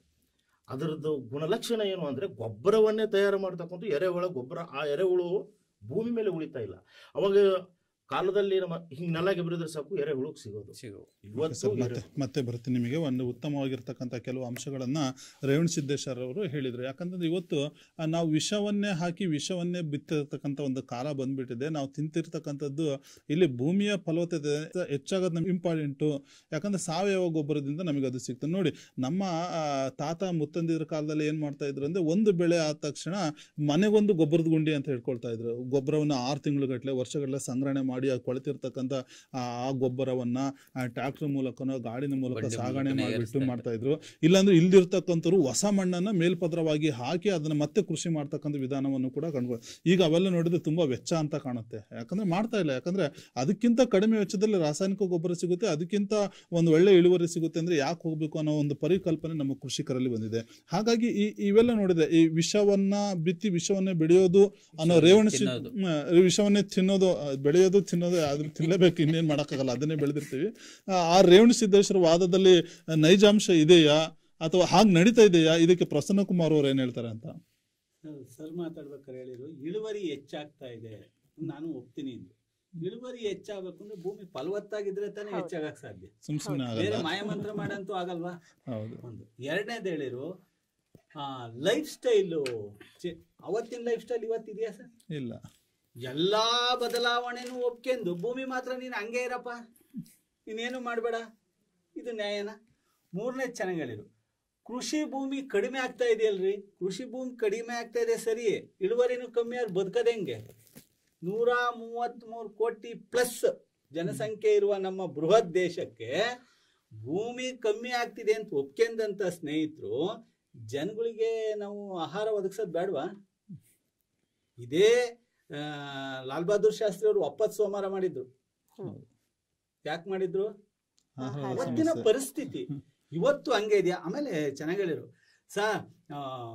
ಭೂಮಿ ಸಾವಯವ ಮಾಡೋಣ ಅಂತ. ಸಾವಯವ ಮಾಡೋಣ, ಆ ಖರ್ಚನ್ನ ಸಾವಯವದಲ್ಲಿ 10 ಚೀಲ ಹೊಡೆದ್ರೆ ಸಾಕು, ಫಲವತ್ತಾದ ಆಹಾರ ಬರುತ್ತೆ. ಆ ಖರ್ಚಿಗೆ ಸಾಕಾವತ್ತು 10 ಚೀಲ. ಇವತ್ತಿನ ಕೃಷಿ ಖರ್ಚು ಸಾಕೇನಪ್ಪ ಹಂಗಾರೆ? ಅವ್ರು ಹೇಳಿ ಚೆನ್ನಾಗಿ ಹೇಳಿರು, ಸಾವಯವಕ್ಕೆ ರಾಸಾಯನಿಕ ಹೆಲ್ಪ್ ಮಾಡುತ್ತೆ. ನಾವು ಅದನ್ನೇ ಹೇಳ್ತಿರೋದು, ಹೆಲ್ಪ್ ಮಾಡಿ ಫಲವತ್ತತೆ ಮಾಡ್ತಾ ಇದೆ. ನಾವೇನಿಲ್ಲ ಅಂತಿಲ್ಲ, ಕೇವಲ ರಾಸಾಯನಿಕ ಸಾವಯವ ಹೆಲ್ಪ್ ಮಾಡುತ್ತೆ. ರಾಸಾಯನಿಕ ಗೊಬ್ಬರ ಭೂಮಿಯ ಫಲವತ್ತತೆಯನ್ನ ಹೆಚ್ಚಿಸ್ತಾ ಇಲ್ಲ. ರಾಸಾಯನಿಕ ಸಾವಯವ ಇದ್ರೇನೆ ಅದು ಭೂಮಿಗೆ ಕೆಲಸ ಮಾಡೋದು. ಸಾವಯವ ಇದ್ರೆ ಡೈರೆಕ್ಟ್ ಆಗಿ ರಾಸಾಯನದಿಂದ ಬೆಳೆಯಕ್ ಸಾಧ್ಯನೇ ಇಲ್ಲ. ಸರಿ, ನಾನು ಅದನ್ನೇ ಹೇಳ್ತಿರೋದು, ರಾಸಾಯನಿಕ ಗೊಬ್ಬರಗಳು ಭೂಮಿಯ ಫಲವತ್ತತೆಯನ್ನ ಹೆಚ್ಚಿಸ್ತವೆ ಸಾವಯವ ಮುಖಾಂತರ. ಅಂದ್ರೆ ಹೇಳೋದು ಇಲ್ಲಿ ಸಾವಯವ ಅದು ಹೆಚ್ಚಿಸುತ್ತೆ, ಅದಕ್ಕೆ ಬೇರೆ ಪ್ರಶ್ನೆನೇ ಇಲ್ಲ. ಸಾವಯವ ಮಣ್ಣು ಅದು ಹೆಚ್ಚಿಸುತ್ತೆ. ಇಲ್ಲಿ ಇವರು ರಾಸಾಯನಿಕ ಅಂತ ವಾದ ಮಾಡ್ಬೇಕಾದ್ರೆ ಸಾವಯವನ ಬದಿಗಿಟ್ಟ ವಾದ ಮಾಡ್ಬೇಕಾಗುತ್ತೆ. ಈಗ ನೋಡಿ, ಇವತ್ತಿನ ಖರ್ಚು ವೆಚ್ಚಗಳು ಅಷ್ಟು ಹಿಂದಿನ ಇಳುವರಿನ ಕೊಟ್ರೆ ಸಮದೂಗ್ಸಕ್ ಸಾಗುತ್ತಾ? ಆಮೇಲೆ ನೀರ್ ನೋಡಿ, ನಿರಂತರವಾಗಿ ಭೂಮಿಗೆ ಬೇಕಾದಾಗ, ಬೆಳೆಗ್ ಬೇಕಾದಾಗ ನೀರೇ ಬರಲ್ಲ. ರಾಸಾಯನಿಕ ಗೊಬ್ಬರಗಳು ನೀರನ್ನ ಹಿಡಿದಿಡ್ಕಂತವೆ. ಅವು ಸಸ್ಯಕ್ಕೆ ಬೇಕಾದಂತ ನೀರನ್ನ ಅಲ್ಪ ಸ್ವಲ್ಪ ಕೊಡ್ತಾ ಇರ್ತವೆ. ಆಮೇಲೆ ಇದು ಬಹಳ ಚೆನ್ನಾಗಿ ಹೇಳಿರು, ರಾಸಾಯನಿಕ ಗೊಬ್ಬರನ ಯಥೇಚ್ಛ ಮಣ್ಣು ಪರೀಕ್ಷೆ ಮಾಡಿ. ಕೃಷಿ ವಿಜ್ಞಾನಿಗಳಿದ್ದಾರೆ, ಅವ್ರ ಸಜೆಷನ್ ತಗೊಂಡ್ ಮಾಡೋದ್ರಿಂದವ ಭೂಮಿ ಫಲವತ್ತತೆ ದಾರಿ ತೋರಿಸುತ್ತೆ. ವಿಶ್ವದ ರಫ್ತು ಪ್ರಮಾಣದಲ್ಲಿ, ಕೃಷಿಯ ಉತ್ಪನ್ನಗಳ ರಫ್ತು ಪ್ರಮಾಣದಲ್ಲಿ ವಿಶ್ವದ 7ನೇ ಅತಿ ದೊಡ್ಡ ದೇಶ ಭಾರತ. ಅದು ಭೂಮಿ ಫಲವತ್ತತೆ ಇಲ್ದಂಗಾಗುತ್ತಾ? ಮತ್ತೆ ಬಹಳ ಚೆನ್ನಾಗಿ ಹೇಳಿರೋ, ಭಾರತ್ ಬ್ರ್ಯಾಂಡ್ ಹೆಸರು ನೋಡಿ, ಸರ್ಕಾರನೇ 2 ಲಕ್ಷ ಕೋಟಿ ಮೀಸಲಿಟ್ಟಿದೆ ಭಾರತ್ ಬ್ರ್ಯಾಂಡ್ ರಾಸಾಯನಿಕ ಗೊಬ್ಬರಗಳ ಹೆಸರಿನಡಿಯಲ್ಲಿ ರಾಸಾಯನಿಕ ಗೊಬ್ಬರಗಳನ್ನ ಒದಗಿಸಕ್ಕೆ 2 ಲಕ್ಷ ಕೋಟಿ, ಮತ್ತೆ ವಿತ್ ಸಬ್ಸಿಡಿ. ಯಾಕೆ? ಆಧುನಿಕ ಯುಗದಲ್ಲಿ ನಾವು ಒಕ್ಕೆಂಬಿಟ್ಟಿದ್ದೀವಿ ಸ್ವಾಮಿ. ಭೂಮಿಯ ಫಲವತ್ತತೆ ಮತ್ತೆ ಇಳುವರಿ, ರಾಸಾಯನಿಕ ಗೊಬ್ಬರ ಮತ್ತೆ ಕೀಟನಾಶಕ ಬಳಸದೆ ಕೃಷಿ ಮಾಡೋದ್ರಿಂದ ನಿರೀಕ್ಷಿತ ಪ್ರಮಾಣದ ಇಳುವರಿ ಪಡೆಯಕ್ ಸಾಧ್ಯನೇ ಇಲ್ಲ. ನಮ್ಮ ನಿರೀಕ್ಷೆಗಳೇನು? ಇವತ್ತು ಒಂದೇ ಬೆಳೆ ಸಾಕ? ಆಮೇಲೆ ಇನ್ನೊಂದು ನಾವೆಲ್ಲ ಒಪ್ಕೋಬೇಕಾಗುತ್ತೆ, ಕೃಷಿ ಆರ್ಥಿಕ ವಲಯ ಆಗಿದೆ. ಅದು ಒಂದು ಕಸುಬಾಗಿದೆ. ಸೊ ಅದು 2-3 ಬೆಳೆ ತೆಗೆಯೋದ್ರಿಂದ ಮಾತ್ರ ಆರ್ಥಿಕವಾದ ಶಕ್ತಿಯನ್ನ ಕೊಡಕ್ ಸಾಧ್ಯ. ಸ್ವಲ್ಪ ವಿಷಯಾಂತರ ಆಗ್ತಾ ಇದೆ. ಮಣ್ಣು ಫಲವತ್ತತೆ ಕಳ್ಕೊಳ್ತಾ ಇದೆನಾ ಕಳ್ಕೊಳ್ತಾ ಇಲ್ಲ ಅದನ್ನ ಹೇಳಿ. ಲಾಭ ನಷ್ಟದ ಬಗ್ಗೆ ನಾವು ಕೂತಿಲ್ಲ ಗುರುಗಳೇ. ನಾನು ಮೊದಲನೇ ಶುರು ಮಾಡ್ಬೇಕಾದ್ರೆ ಹೇಳಿದೆ, ರಾಸಾಯನಿಕ ಗೊಬ್ಬರಗಳಿಂದ ಭೂಮಿಯ ಫಲವತ್ತತೆ ಹೆಚ್ಚಿದೆ. ನೀವೇ ಹೇಳಿರಿ ಇಳುವರಿ ಜಾಸ್ತಿ ಆಗ್ತಾ ಇದೆ ಅಂತ. ಇಳುವರಿ ಜಾಸ್ತಿ ಆಗ್ಬೇಕು ಅಂದ್ರೆ ಭೂಮಿಯ ಇಳುವರಿ ತೆಗಕ್ ಆಗ್ತಾ ಇಲ್ಲ. ರಾಸಾಯನಿಕ ನಾವು ಇಲ್ಲ ಸರ್, ಹೇಳ್ತೀನಿ ಕೇಳಿ. ನಾನು ಅದನ್ನೇ ಹೇಳಿದೆ, ಅವಾಗ್ತದಷ್ಟು ಇಳುವರಿ ತೆಗಕ್ ಆಗ್ತಾ ಇಲ್ಲ. ಯಾಕಂದ್ರೆ ಅದಕ್ಕೆ ರಾಸಾಯನಿಕ ಸಿಂಪಡಣೆ. ಅವಾಗ ತೆಗೆಯುವಷ್ಟು ಇಳುವರಿ ತೆಗಿಯಕ್ ಆಗ್ತಾ ಇಲ್ಲ ಅಂತ ವರದಿ ಹೇಳ್ತಾ ಇದೆ. 1947ರಲ್ಲಿ ಎಷ್ಟು ಆಹಾರ ಇತ್ತು, 2020ಕ್ಕೆ 4 ಪಟ್ಟಷ್ಟು ಜಾಸ್ತಿ ಆಗಿದೆ. ಅವಾಗ ತೆಗ್ದಷ್ಟು ತೆಗಿಯಕ್ಕಾಗಿದೆಯಾ ಇಲ್ವೋ? ಈಗಿನ ರಫ್ತು ಪ್ರಮಾಣ ವಿಶ್ವದ 7ನೇ ದೊಡ್ಡ ದೇಶ ಭಾರತ ಆಗಿದೆ. 1960ರಲ್ಲಿ ನಾವು ಆಮದು ಮಾಡ್ಕೊಂತಿದ್ದು ನಮ್ಮ ಜನಕ್ಕೆ ಆಹಾರವನ್ನ ಒದಗಿಸಕ್ಕೆ. ಇಳುವರಿ ಖಂಡಿತ ಜಾಸ್ತಿ ಇದೆ. ಇಳುವರಿನೇ ನಮಗೆ ಉತ್ತರ. ಇಳುವರಿನೇ ವಾದ ಮಾಡೋದ್ಕಿಂತ ಇಳುವರಿನೇ ನಮ್ಮ ಮುಂದೆ ಇಳುವರಿ ಇದೆಯಲ್ಲ. ಇವತ್ತು ಆ ಕೃಷಿಯಲ್ಲಿ ನಾವು ಸ್ವಾವಲಂಬಿಗಳು. ಜಗತ್ತಿನ ಯಾವುದೇ ದೇಶಕ್ಕೆ ಸಮಸ್ಯೆ ಬಂದ್ರೆ ನಾವು ಮೊದ್ಲಿಗರಾಗಿರ್ತೀವಿ. ಆಹಾರ ಉತ್ಪನ್ನಗಳನ್ನ ಅಥವಾ ಆಹಾರ ಪದಾರ್ಥಗಳನ್ನ ಕೊಡೋದಕ್ಕೆ ಯಾವುದೇ ದೇಶಕ್ಕಾಗ್ಲಿ ಕೊಡುವಷ್ಟು ಸಬಲರಾಗಿದ್ದೀವಿ. ನೋಡಿ, ವೈಜ್ಞಾನಿಕ ಕೃಷಿ ಪದ್ಧತಿಯಲ್ಲಿ ಹೊಸ ತಳಿಗಳ ಅಭಿವೃದ್ಧಿ ಮತ್ತೆ ಕೀಟನಾಶಕಗಳ ಬಳಕೆ ಇಲ್ದಲೆ ಇವತ್ತು ಕೃಷಿಯನ್ನು ಯೋಚಿಸೋದಕ್ಕೆ ಸಾಧ್ಯ ಆಗ್ತಾ ಇಲ್ಲ. ಜೊತೆಗೆ ಗೋಧಿ, ಜೋಳ, ಭತ್ತ, ದ್ವಿದಳ ಧಾನ್ಯಗಳ ಉತ್ಪಾದನೆಯಲ್ಲಿ ಗಣನೀಯ ಪ್ರಮಾಣವಾಗಿ ಹೆಚ್ಚಾಗಿದೆ. ನಮ್ಮ ಊಹೆಗೂ ನಿಲುಕ್ತಷ್ಟು ಹೆಚ್ಚಾಗಿದೆ. ಆಮೇಲಿಂದ ರಾಸಾಯನಿಕ ಗೊಬ್ಬರದ ಯಾಕೆ ಅಂದ್ರೆ ಇದು ಖರ್ಚು ಕಡಿಮೆ. ರಾಸಾಯನಿಕ ಗೊಬ್ಬರ ಇದು ಮೂಲ. ಫಸ್ಟು ಆ ಖರ್ಚು ಗೊಬ್ಬರ, ಬೇರೆ ಗೊಬ್ಬರಗಳನ್ನ ಹಾಕಿ ನಾವು ಬೆಳೆಸೋದಕ್ಕೆ ಇದು ನಮಗೆ ಯಾಕೆ ಅಟ್ರಾಕ್ಟ್ ಆಗುತ್ತೆ ಅಂದ್ರೆ ಖರ್ಚು ಕಡಿಮೆ, ಉತ್ಪನ್ನ ಜಾಸ್ತಿ ಆಗ್ತಾ ಇದೆ. ಆಮೇಲೆ ಇತರ ಎಲ್ಲಾ ಗೊಬ್ಬರಗಳಿಗೆ ಹೋಲಿಸಿದ್ರೆ ಇದು ಅಗ್ಗ ಆಗುತ್ತೆ. ಜೊತೆಗೆ ರಾಸಾಯನಿಕ ಗೊಬ್ಬರದಲ್ಲಿ ಆರೋಗ್ಯಕರ ಸಸ್ಯ ಬೆಳವಣಿಗೆ ಅಗತ್ಯವಿರುವ ಪ್ರಾಥಮಿಕ ಪೋಷಕಾಂಶಗಳಾದ NPK, ಸಾರಜನಕ, ರಂಜಕ, ಪೊಟ್ಯಾಷಿಯಂ ಇದು ಯಾವುದೇ ಸಸ್ಯದ ಬೆಳವಣಿಗೆ ಅಗತ್ಯವಾಗಿದೆ. ಜೊತೆಗೆ ರಸಗೊಬ್ಬರಗಳ ಪ್ರಮಾಣವು ಮಣ್ಣಿನ ಫಲವತ್ತತೆ, ನಾವು ಎಷ್ಟು ಹಾಕ್ಬೇಕು ಅಂದ್ರೆ ಆ ಮಣ್ಣು ಪರೀಕ್ಷೆ, ಮಣ್ಣಿನ ಫಲವತ್ತತೆಯನ್ನು ಆಧರಿಸಿ ಹಾಕೋದ್ರಿಂದವ ಖಂಡಿತ ಫಲವತ್ತತೆ ಹೆಚ್ಚಾಗುತ್ತೆ. ಜೊತೆಗೆ ಸಾರಜನಕ ಇನ್ನಿತರ ಪೋಷಕಾಂಶಗಳು ರಾಸಾಯನಿಕ ಗೊಬ್ಬರದಲ್ಲಿ ಇರೋದ್ರಿಂದ ಇವು ಸಸ್ಯದ ಬೆಳವಣಿಗೆಗೆ ಬಹಳಷ್ಟು ಸಹಕಾರಿಯಾಗಿದೆ. ಇದು ಮಣ್ಣಿನ CN ಅನುಪಾತದ ನಿರ್ವಹಣೆಯನ್ನು ಬಹಳ ಉತ್ಕೃಷ್ಟವಾಗಿ ಮಾಡುತ್ತೆ. ಇದು ಮಣ್ಣಿನ ಸಾರಜನಕ ಜೈವಿಕ ಗುಣಗಳನ್ನು ಹೆಚ್ಚಿಸುತ್ತೆ ಮತ್ತೆ ಪೋಷಕಾಂಶಗಳನ್ನ ಹೆಚ್ಚು ಇರಿಸಿಕೊಳ್ಳೋದ್ರಿಂದ ಮಣ್ಣಲ್ಲಿ ಹೆಚ್ಚು ಕಾಲ ಕಾಪಾಡೋದ್ರಿಂದ ಇದು ಬೆಳೆಗಳಿಗೆ ಉತ್ತಮವಾಗಿ ಬೆಳೆಯೋದಕ್ಕೆ ಸಹಾಯ ಮಾಡುತ್ತೆ. ಹಾಗಾಗಿ ರಾಸಾಯನಿಕ ಗೊಬ್ಬರಗಳು ಮಣ್ಣಿನ ಫಲವತ್ತತೆಯನ್ನು ಹೆಚ್ಚಿಸಿ ಇಳುವರಿನೇ ಅದಕ್ಕೆ ಉತ್ತರದ ರೂಪದಲ್ಲಿ ನಮಗಿದೆ ಅನ್ನೋದು ನನ್ನ ಉತ್ತಮವಾಗಿರ್ತಕ್ಕಂಥ ವಿಚಾರ ಪ್ರಸನ್ನ ಕುಮಾರಿಂದ. ಇವತ್ತು ಭಾರತ ಏನಿದೆ ಕೃಷಿ ಪ್ರಧಾನ ದೇಶ ಅಂತ ಕರಿತೀವಿ. ಈಗೆಲ್ಲ ಕೂಡಿ ಕಳೆದು ಎಲ್ಲ ತೆಗೆದು ಆಧುನಿಕದಲ್ಲಿ ಒಂದು 60% ಆದರೂ ಕೃಷಿ ಮಾಡ್ತಿದ್ದಾರಾ? ಈ 60% ಕೃಷಿ ಮಾಡ್ತಿರ್ತಕ್ಕಂಥ ರೈತರು ಅಲ್ಲಲ್ಲಿ ಆತ್ಮಹತ್ಯೆ ಕೇಸುಗಳು ಕಂಡು ಬರ್ತವೆ. ಯಾಕಂತಂದ್ರೆ ನಷ್ಟವನ್ನು ಅನುಭವಿಸಿದ ಅಂತಂದ್ರೆ ಇಲ್ಲಿ ಇವರು ಪ್ರಸನ್ನ ಕುಮಾರ್ ವಾದ ಪ್ರಕಾರ ಸಾವಯವ ಕೃಷಿ ಅಂತಕ್ಕಂಥದ್ದು ಒಂದು ವೆಚ್ಚದಾಯಕವಾಗಿರ್ತಕ್ಕಂಥ ಕೃಷಿ.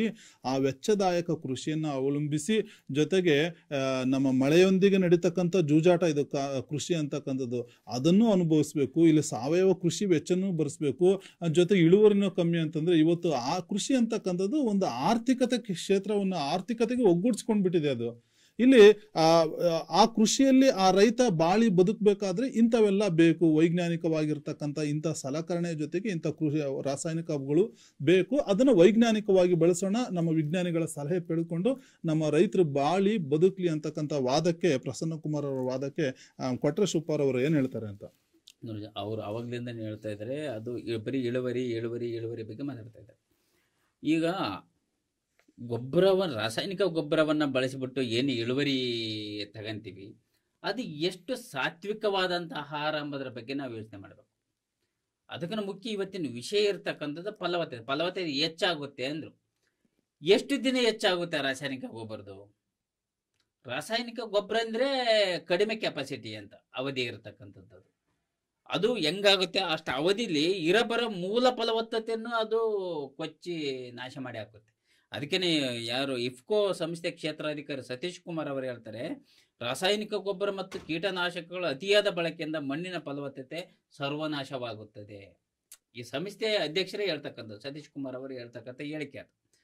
ಮತ್ತೆ 2013ರಲ್ಲಿ ಈ ರೀತಿ ಏನಾದರೂ ದಿನದಿಂದ ದಿನ ಏನಾಗುತ್ತೆ, ಈ ವರ್ಷ ರಾಸಾಯನಿಕ ಗೊಬ್ಬರ ತಗೊಳಕ್ಕೆ ರೈತಂತಕ್ಕೆ ಅವ್ರೇಂದ್ರು ಬಹಳ ಕಡಿಮೆ ದುಡ್ಡು, ಯಾವ ಕಡಿಮೆ ದುಡ್ಡಲ್ಲಿ ಇಲ್ಲ. ಒಂದ್ ಚೀಲ DAP ತಗೊಳಕ್ಕೆ ಎಷ್ಟು ಬೇಕು ಇವತ್ತು ದುಡ್ಡು? ಅದಕ್ಕೂ ಖರ್ಚು ಮಾಡಬೇಕಾಗುತ್ತೆ. ಒಂದ್ ಚೀಲ ಯೂರಿಯಾ ಬೇಕಂದ್ರೆ ಎಷ್ಟು ಬೇಕು ದುಡ್ಡು ಇವತ್ತು? 2 ಹಸ ಸಾಕೊಂಡ್ಬಿಟ್ರೆ ಸಾಕು, ಯೂರಿಯಾ DAP ಅಷ್ಟು ನಮ್ಮ ಸೆಗಣಿನೇ ಹಾಕಿ ತಿಪ್ಪಿ ಗೊಬ್ಬರ ಆಗುತ್ತೆ ನಮಗೆ. ಈಗ ಅವರು ಬಹಳ ಕಡಿಮೆ ವೆಚ್ಚದ ಇದು ಪುಕ್ಷಟೆ ಸಿಗುತ್ತಲ್ಲ ನಿಮಗೆ. ನಿಮ್ಗೆ ಹೈನುಗಾರಿಕೆ ಜೊತೆಗೆ ಅದು ಒಂದು ಉದ್ಯೋಗ ಆದಂಗಾಗುತ್ತೆ ನಿಮಗೆ. ಅಲ್ಲಿ ಕೊಟ್ಟಿಗೆ ಗೊಬ್ಬರ ಸಿಗುತ್ತಲ್ಲ, ಉಪಕಸಬುಗಳನ್ನು ಮಾಡ್ಕೋಬಹುದಲ್ಲ. ಯಾಕೆ ನೀವು ಯೂರಿಯಾ ಹಿಂದೆ DAP ಹಿಂದೆ ರಂಜಕದಿಂದ ಪೊಟ್ಯಾಶ್ ಹಿಂದೆ ಹೋಗ್ತಾ ಇದ್ರಿ? ಆ ಸತ್ವ ಹೆಂಗ್ ಹೆಚ್ಚಿಗೆ ಮಾಡುತ್ತಮ್ಮ ನನಗೆ ಗೊತ್ತಾಗವಲ್ದು. ಒಂದು ಬೆಳೆ ತಗದ್ನೆ ಅಂದ್ರೆ ಅದನ್ನೆಲ್ಲ ಹಿಂಡಿ ಬಿಸಾಕಿರ್ತದೆ. ಕಬ್ಬಿನ ರಸವನ್ನು ತೆಗೆದಾಗ, ಕಬ್ಬಿನ ಹಾಲು ತೆಗೆದಾಗ ಕಬ್ಬು ಸಿಪ್ಪೆ ಹೆಂಗಿರುತ್ತೆ ಹಂಗೆ ಮಾಡುತ್ತೆ ಮಣ್ಣನ್ನದು ರಾಸಾಯನಿಕ ಗೊಬ್ಬರ. ಆಮೇಲೆ ಏನಿರುತ್ತೆ ಮಣ್ಣಲ್ಲಿ? ಆ ಮಣ್ಣನ್ನು ಫಲವತ್ತತೆ ಮಾಡಕ್ ಮತ್ತೆ ಕೊಟ್ಟಿಗೆ ಗೊಬ್ಬರ ಹೊಡಿಸ್ಬೇಕು ಅಥವಾ ಕೆರೆ ಹೊಂಡನ್ನು ಹೊಡಿಸ್ಬೇಕು. ಇನ್ನೊಂದಿನ ರೈತ ಮತ್ತೆ ಆ ಕಡೆಗೆ ಮೊರೆ ಹೋಗ್ಬೇಕಾಗುತ್ತೆ. ಈ ಹಿನ್ನೆಲೆಯಲ್ಲಿ ಏನಾಗುತ್ತೆ, ಇದೇ ರೀತಿ ಮಾಡಿದ್ರೆ ಅದು ಫಲವತ್ತತೆ ಕುಸಿತ ಕಾಣ್ತಾ ಹೋಗುತ್ತೆ. ಆ ಜಮೀನಿಂದು ಆ ಮಣ್ಣಿಂದು ಕುಸಿತ ಕಾಣ್ತಾ ಭವಿಷ್ಯದಲ್ಲಿ ಆಹಾರ ಭದ್ರತೆಗೆ ಒಂದು ಸಂಚಕಾರ ಆಗುತ್ತೆ. ನಾನು ಈಗಿನ ತಕ್ಷಣದಲ್ಲಿ ಇವರು ರಾಸಾಯನಿಕ ಗೊಬ್ಬರ ಹಾಕಿ ಬೆಳೆದು ಬಿಡ್ತಾರೆ. ಫ್ಯೂಚರ್ಗೆ ಏನು ಕೊಡ್ತಾ ಇದೀವಿ ನಾವು? ಮಣ್ಣನ್ನು ನಮ್ಮ ಭವಿಷ್ಯದ ಮಕ್ಕಳಿಗೆ ಎಂತ ಮಣ್ಣನ್ನು ಕೊಡ್ತಾ ಇದೀವಿ ನಾವು? ಇವತ್ತು ಹಿಂದೆ ಅವ್ರು ಹೇಳಿದ್ರೆ ಹಿಂದೆ ಅಷ್ಟು ಬೆಳೆ ಬೆಳೀತಾ ಇರಲಿಲ್ಲ, ಬರೀ 10 ಚೀಲ ಬೆಳೆದ್ಬಿಟ್ಟು 100 ವರ್ಷ ಇರೋರು ಅವರು. ಅದನ್ನು ತಿಂದ್ಬಿಟ್ಟು ಆ ಜೋಳ ತಿಂದು ಆ ರಾಗಿ ತಿಂದು. ಈಗ ಇವ್ರು ಹೇಳಿದಾಗ 40 ಚೀಲ 60 ಚೀಲ 100 ಚೀಲಗಳೇ ಬೆಳೀತಾರೆ. ಇದನ್ನು ತಿಂದ್ಬಿಟ್ಟು ಎಷ್ಟು ಜನ ಬದುಕ್ತಾ ಇದೀವಿ ನಾವು? ನಮ್ಮ ಆಯುಷ್ಯದ ಮಿತಿ ಎಲ್ಲಿ ಬಂದಿದೆ ಇವತ್ತು? ಇದಕ್ಕೆ ಪ್ರಮುಖ ಕಾರಣ ಏನು? ಇವತ್ತು ಬಳಸ್ತಕ್ಕಂಥ ಕೀಟನಾಶಕಗಳು ಇರ್ಬೋದು, ಇವತ್ತು ಬಳಸ್ತಕ್ಕಂಥ ರಾಸಾಯನಿಕ ಗೊಬ್ಬರಗಳು ಇರ್ಬೋದು. ಇಲ್ಲಿ ಇದು ಬಹಳ ಮುಖ್ಯ ಆಗುತ್ತೆ. ಇನ್ನೊಂದು, ಸರ್ಕಾರನೇ ಒತ್ತು ಕೊಡ್ತಾ ಇದೆ, ಕಾಂಪೋಸ್ಟ್ ಗೊಬ್ಬರ ತಯಾರಿಸ್ಕೊಳ್ಳಿ, ಎರೆಹುಳು ಗೊಬ್ಬರ ತಯಾರಿಸ್ಕೊಳ್ಳಿ, ಹಸಿರೆಲೆ ಗೊಬ್ಬರ ತಯಾರಿಸ್ಕೊಳ್ಳಿ ಅಂತಂದು ಮಣ್ಣಿನ ಆರೋಗ್ಯ ಚೀಟಿಯನ್ನು ವಿತರಣೆ ಮಾಡ್ತಾ ಇದೆ. ನಾವ್ ಹೆಂಗ ಆರೋಗ್ಯ ಚೀಟಿ ನಮ್ಮದು ಮನುಷ್ಯರದ್ದು ಮಾಡ್ತಾ ಇದೀವೋ, ಮಣ್ಣಿನ ಆರೋಗ್ಯ ಚೀಟಿಯನ್ನು ಕೃಷಿ ಇಲಾಖೆ ಮಾಡ್ತಾ ಇದೆ. 2013ರಲ್ಲಿ ಜಾಗತಿಕ ಮಣ್ಣಿನ ಆರೋಗ್ಯ ದಿನಾಚರಣೆಯನ್ನು ವಿಶ್ವಸಂಸ್ಥೆ ಜಾರಿಗೆ ತರುತ್ತೆ. ಮಣ್ಣಿನ ಆರೋಗ್ಯನೂ ಬಹಳ ಇಂಪಾರ್ಟೆಂಟು ಅಂತ. ಮಣ್ಣಿನ ಆರೋಗ್ಯವನ್ನ ಏನ್ ಮಾಡ್ತಾ ಇದೀವಿ? ಈ ರಾಸಾಯನಿಕ ಗೊಬ್ಬರಗಳನ್ನು ಬಳಸಿಕೊಂಡು ಆರೋಗ್ಯವನ್ನ ನಾವೇ ಕೆಡಿಸಿ ಆಗ್ತಾ ಇದೀವಿ. ಮಣ್ಣಿನ ಆರೋಗ್ಯವನ್ನ ಆಮೇಲೆ ರಾಸಾಯನಿಕ ಗೊಬ್ಬರ ನಾನು ಅವ್ರು ಹೇಳಿದ್ರು ಉಷ್ಣಾಂಶವನ್ನ ಹೆಚ್ಚಿಸುತ್ತಿದ್ದು ನೀರಿಂದ ಉಷ್ಣಾಂಶವನ್ನು ಹೆಚ್ಚಿಸುತ್ತಿದ್ದು ಉಷ್ಣಾಂಶವನ್ನು ಹೆಚ್ಚಿಸಿದ್ರೆ ಆಟೋಮೆಟಿಕ್ಲಿ ಧರೆಯ ತಾಪಮಾನ ಹೆಚ್ಚಳ ಆಗುತ್ತೆ. ಧರೆಯ ತಾಪಮಾನ ಹೆಚ್ಚಳ ಆದ್ರೆ ಏನೆಲ್ಲ ನಮಗೆ ವ್ಯತಿರಿಕ್ತ ಪರಿಣಾಮಗಳು ಬೀರ್ತವೆ. ಹಿಮಾಲಯಗಳಂತ ಶಿಖರಗಳ ಟೋಪಿಗಳು ಕರಗ್ತವೆ. ಭೂಮಿಗೆ ಅದು ಅಪಾಯಕಾರಿ. ಇವು ಆಗ್ಲೇ ರೇವಣಸಿದ್ದೇಶ್ವರ ಹೇಳ್ದಂಗೆ ಓಜೋನಿಗೆ ಎಫೆಕ್ಟ್ ಆಗುತ್ತೆ. ಅದು ಅತಿ ಕಿರಣಗಳು ನೇರವಾಗಿ ಬರ್ತವೆ. ಬರೀ ಎಲ್ಲಾ ಸಕಲ ಜೀವಿಗಳಿಗೂ ಅದು ಹಾನಿನೇ. ಆಮೇಲೆ ಇನ್ನೊಂದು ಪ್ರಕೃತಿ, ಗಾಂಧೀಜಿ ಅವರು ಬಹಳ ಸೊಗಸಾಗಿ ಹೇಳ್ತಾರೆ ಒಂದು ಕಡೆಗೆ, ಪ್ರಕೃತಿ ಮಾನವನ ಅವಶ್ಯಕತೆಗಳನ್ನು ಪೂರೈಸುತ್ತದೆ ಹೊರತು ದುರಾಸೆಗಳನ್ನಲ್ಲ. ಈ ಭೂಮಿನ ನಾವು ಅದೇ ಯಾವ ರೀತಿ ಇದೆ ಅದೇ ರೀತಿ ಪೋಷಕಾಂಶಗಳನ್ನು ಪಡೆದು ಸಾಕಿ ನಾವು ಬೆಳಕಬೇಕೆ ಹೊರತು ದುರಾಸೆಗೆ ಇವತ್ತು ನಾವು ಕೆಮಿಕಲ್ ಅನ್ನು ಬಳಸ್ಕೊಂಡ್ಬಿಟ್ಟು ಮಾಡಿದಾಗ ಅದು ಅದಕ್ಕಾಗಿ ಅವರು ಗಾಂಧೀಜಿ ಅವರು ಈ ಮಾತನ್ನು ಹೇಳಿದ್ರೆ ಈ ರೀತಿ ಮಾಡ್ತಾರೆ ಅಂತಾನೆ. ಆದ್ರಿಂದ ನಾನು ಹೇಳಿದ ರಾಸಾಯನಿಕ ಗೊಬ್ಬರದಿಂದ ಬೆಳೆದಂತ ಉದಾಹರಣೆ ಯಾವುದು ಬೇಡ. ಈ ಬೈಲರ್ ಕೋಳಿ ಮತ್ತು ನಾಟಿ ಕೋಳಿ ತಗೊಳ್ಳಿ. ಇವ್ರು ಹೇಳ್ದಂಗೆ 3 ತಿಂಗಳು ಬೈಲರ್ ಕೋಳಿ 3.5 kg ಬೆಳೆಯುತ್ತೆ. ನಾಟಿ ಕೋಳಿ 3.5 kg ಬೆಳೆಸ್ಬೇಕಂದ್ರೆ ಎಷ್ಟು ವರ್ಷ ಸಾಕ್ಬೇಕು? ನಾನು 2 ವರ್ಷ 3 ವರ್ಷ 4 ವರ್ಷ ಸಾಕ್ಬೇಕು. ಅಲ್ಲಲ್ಲ, ರೇಟ್ ಅಷ್ಟೇ ಇದೆ. ಸತ್ವ ಇವತ್ತು ನೀವು ಹುಡ್ಕೊಂಡು ಹೋಗೋದು ಯಾವ್ದು ಹುಡ್ಕೊಂಡು ಹೋಗ್ತೀರಿ? ಸೇಲ್ ಪ್ರಮಾಣ ನೋಡಿ ಸರ್. ಅಲ್ಲ, ಸೇಲ್ ಪ್ರಮಾಣ ಅಲ್ಲ, ರೇಟ್ ಇದೆ ಅನ್ನೋದಕ್ಕೆ ಕ್ವಾಲಿಟಿ ಹುಡ್ಕೊಂಡು ಹೋಗ್ತಾರೆ. ಈ ಸಂಬಾರದಲ್ಲಿ ನಾಟಿ ಕೋಳಿ ಸಾರು ಬೇರೆ ಆಗುತ್ತೆ, ನಿಮ್ ಬೈಲರ್ ಕೋಳಿ ಸಾರು ಬೇರೆ. ಇವತ್ತು ನಾನು ಯಾಕೆ ಅದನ್ನ ಹೋಲಿಸ್ತಾ ಇದ್ದೇನೆ, ಇವತ್ತಿನ ಮಕ್ಕಳನ್ನ ನೋಡ್ಕೊಳ್ಳಿ ನೀವು. ಇವತ್ತಿನ ಮಕ್ಕಳು ಈ ರೀತಿ ಕೆಮಿಕಲ್ ಯುಕ್ತ ಮಣ್ಣಲ್ಲಿ ಬೆಳೆದಿರ್ತಕ್ಕಂಥ ಆಹಾರಗಳನ್ನ ತಿಂದು ಯಾವ ಶಾರೀರಿಕವಾಗಿ ಅಸಮತೋಲನವನ್ನ ಉಂಟಾಗ್ತಾ ಇದ್ದಾವೆ. ಚಿಕ್ಕ ಮಕ್ಕಳು 50 kg 60 kg ಬರ್ತಾ ಇದ್ದಾವೆ. ಈ ಬೈಲರ್ ಕೋಳಿ ನೋಡಿದಂಗೆ ಆಗ್ತಾ ಇದೆ ಮಕ್ಕಳನ್ನೇ. ಇದು ಪ್ರಮುಖವಾದ ಕಾರಣ ಯಾವುದು? ಕೆಮಿಕಲ್ ಬಳಕೆ. ಮತ್ತೆ ವ್ಯತಿರಿಕ್ತ ದುಷ್ಪರಿಣಾಮಗಳು ಬರ್ತಾ ಇದ್ದಾವೆ. ಇವತ್ತು 15 ವರ್ಷಕ್ಕೆ ಹಾರ್ಟ್ ಅಟ್ಯಾಕ್ ಬಂದಿದೆ, ಮಕ್ಕಳಿಗೆ ಹಾರ್ಟ್ ಅಟ್ಯಾಕ್ ಬಂದಿದೆ. ಏನ್ ಇದಕ್ಕೆಲ್ಲ ಕಾರಣ? ಲೈಫ್ ಸ್ಟೈಲ್ ಹೋಗುತ್ತೆ ಸರ್. ಅಲ್ಲಲ್ಲ, ನಾನು ಅದನ್ನೇ ಹೇಳಿದ್ದು. ಇಡೀ ನಮ್ಮ ಯಾವ್ದು ಆಯುಷ್ಯವನ್ನೇ ಇದು ಡಿಕ್ರೀಸ್ ಮಾಡುತ್ತೆ. ಹೊಸ ಬಗೆಯ ರೋಗಗಳಿಗೆ ನಮ್ಮನ್ನ ತಂದೊಡುತ್ತೆ.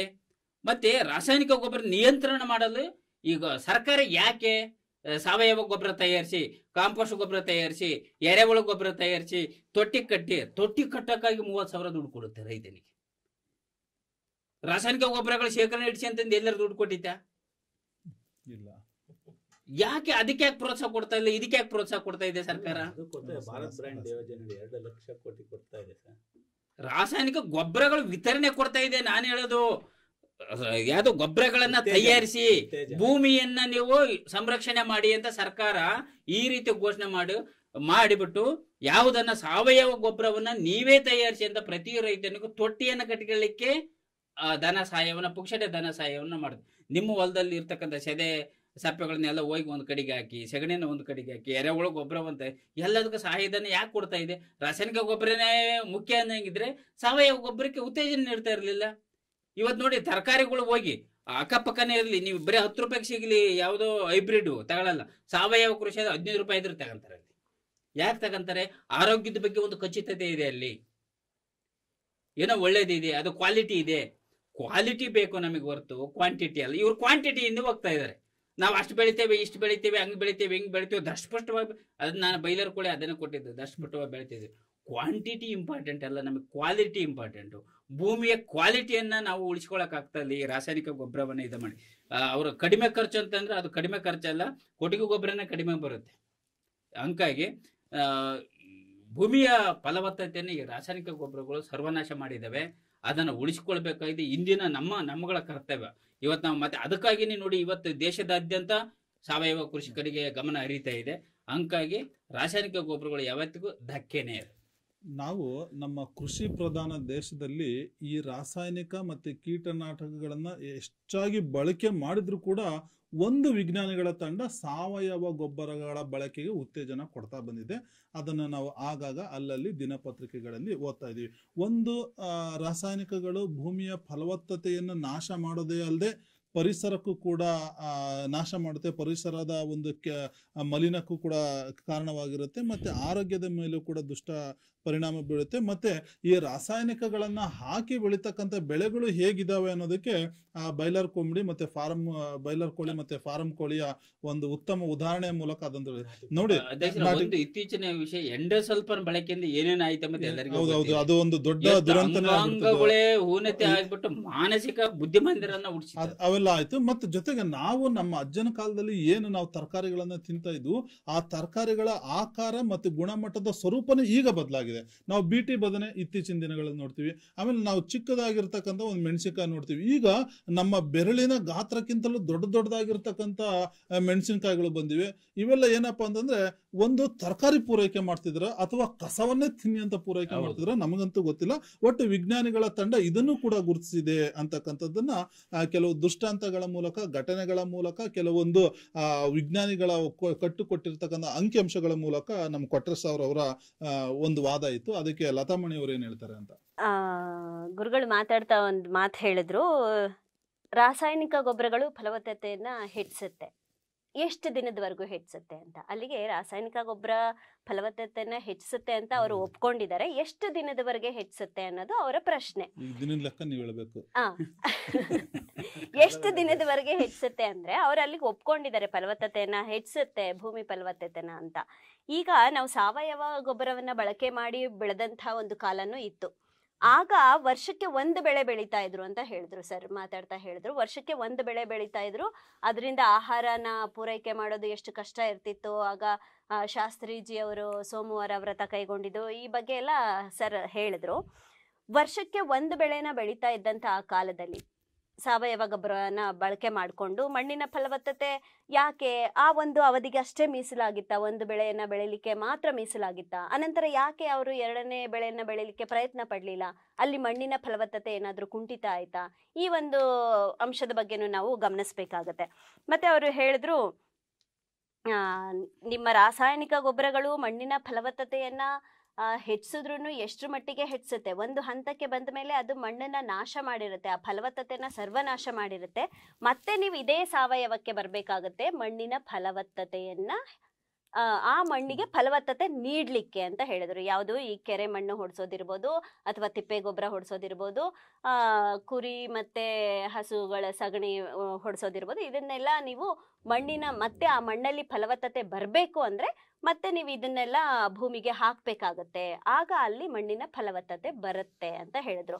ಆ ಮಣ್ಣಿನ ಫಲವತ್ತತೆ ಏನ್ ಬರುತ್ತೆ ಆ ಸಾವಯವ ಗೊಬ್ಬರದಲ್ಲಿ, ಅದರ ಫಲವತ್ತತೆನ ಇನ್ನೂ ಹೆಚ್ಚು ಪಡಿಸ್ಲಿಕ್ಕೆ ನಾವು ರಾಸಾಯನಿಕ ಗೊಬ್ಬರಗಳನ್ನ ಬಳಕೆ ಮಾಡ್ಕೋತಾ ಇರೋದು ಅಂತ. ಆ ಮಣ್ಣಿನ ಫಲವತ್ತತೆ ಇರೋ ಅಂತ ಫಲವತ್ತತೆಯನ್ನ ಹೆಚ್ಚಿಸಿ ಹೆಚ್ಚು ಇಳುವರಿಯನ್ನ ಪಡ್ಕೊಳ್ಳೋದು ಈ ರಾಸಾಯನಿಕ ಗೊಬ್ಬರಗಳಿಂದ. ಹಾಗೆ ಸರ್ ಮಾತಾಡ್ತಾ ಒಂದು ಅಂಶನ ಉಲ್ಲೇಖ ಮಾಡಿದ್ರು. ಈಗ ನಾವು ಮಣ್ಣನ್ನೇನಾದ್ರೂ ಪರೀಕ್ಷೆಗೆ ಒಳಪಡಿಸಿದ್ದೇ ಆದಲ್ಲಿ ಮಣ್ಣು ICUಗೆ ಅಡ್ಮಿಟ್ ಆಗ್ಬೇಕಾಗತ್ತೆ ಅಂತ.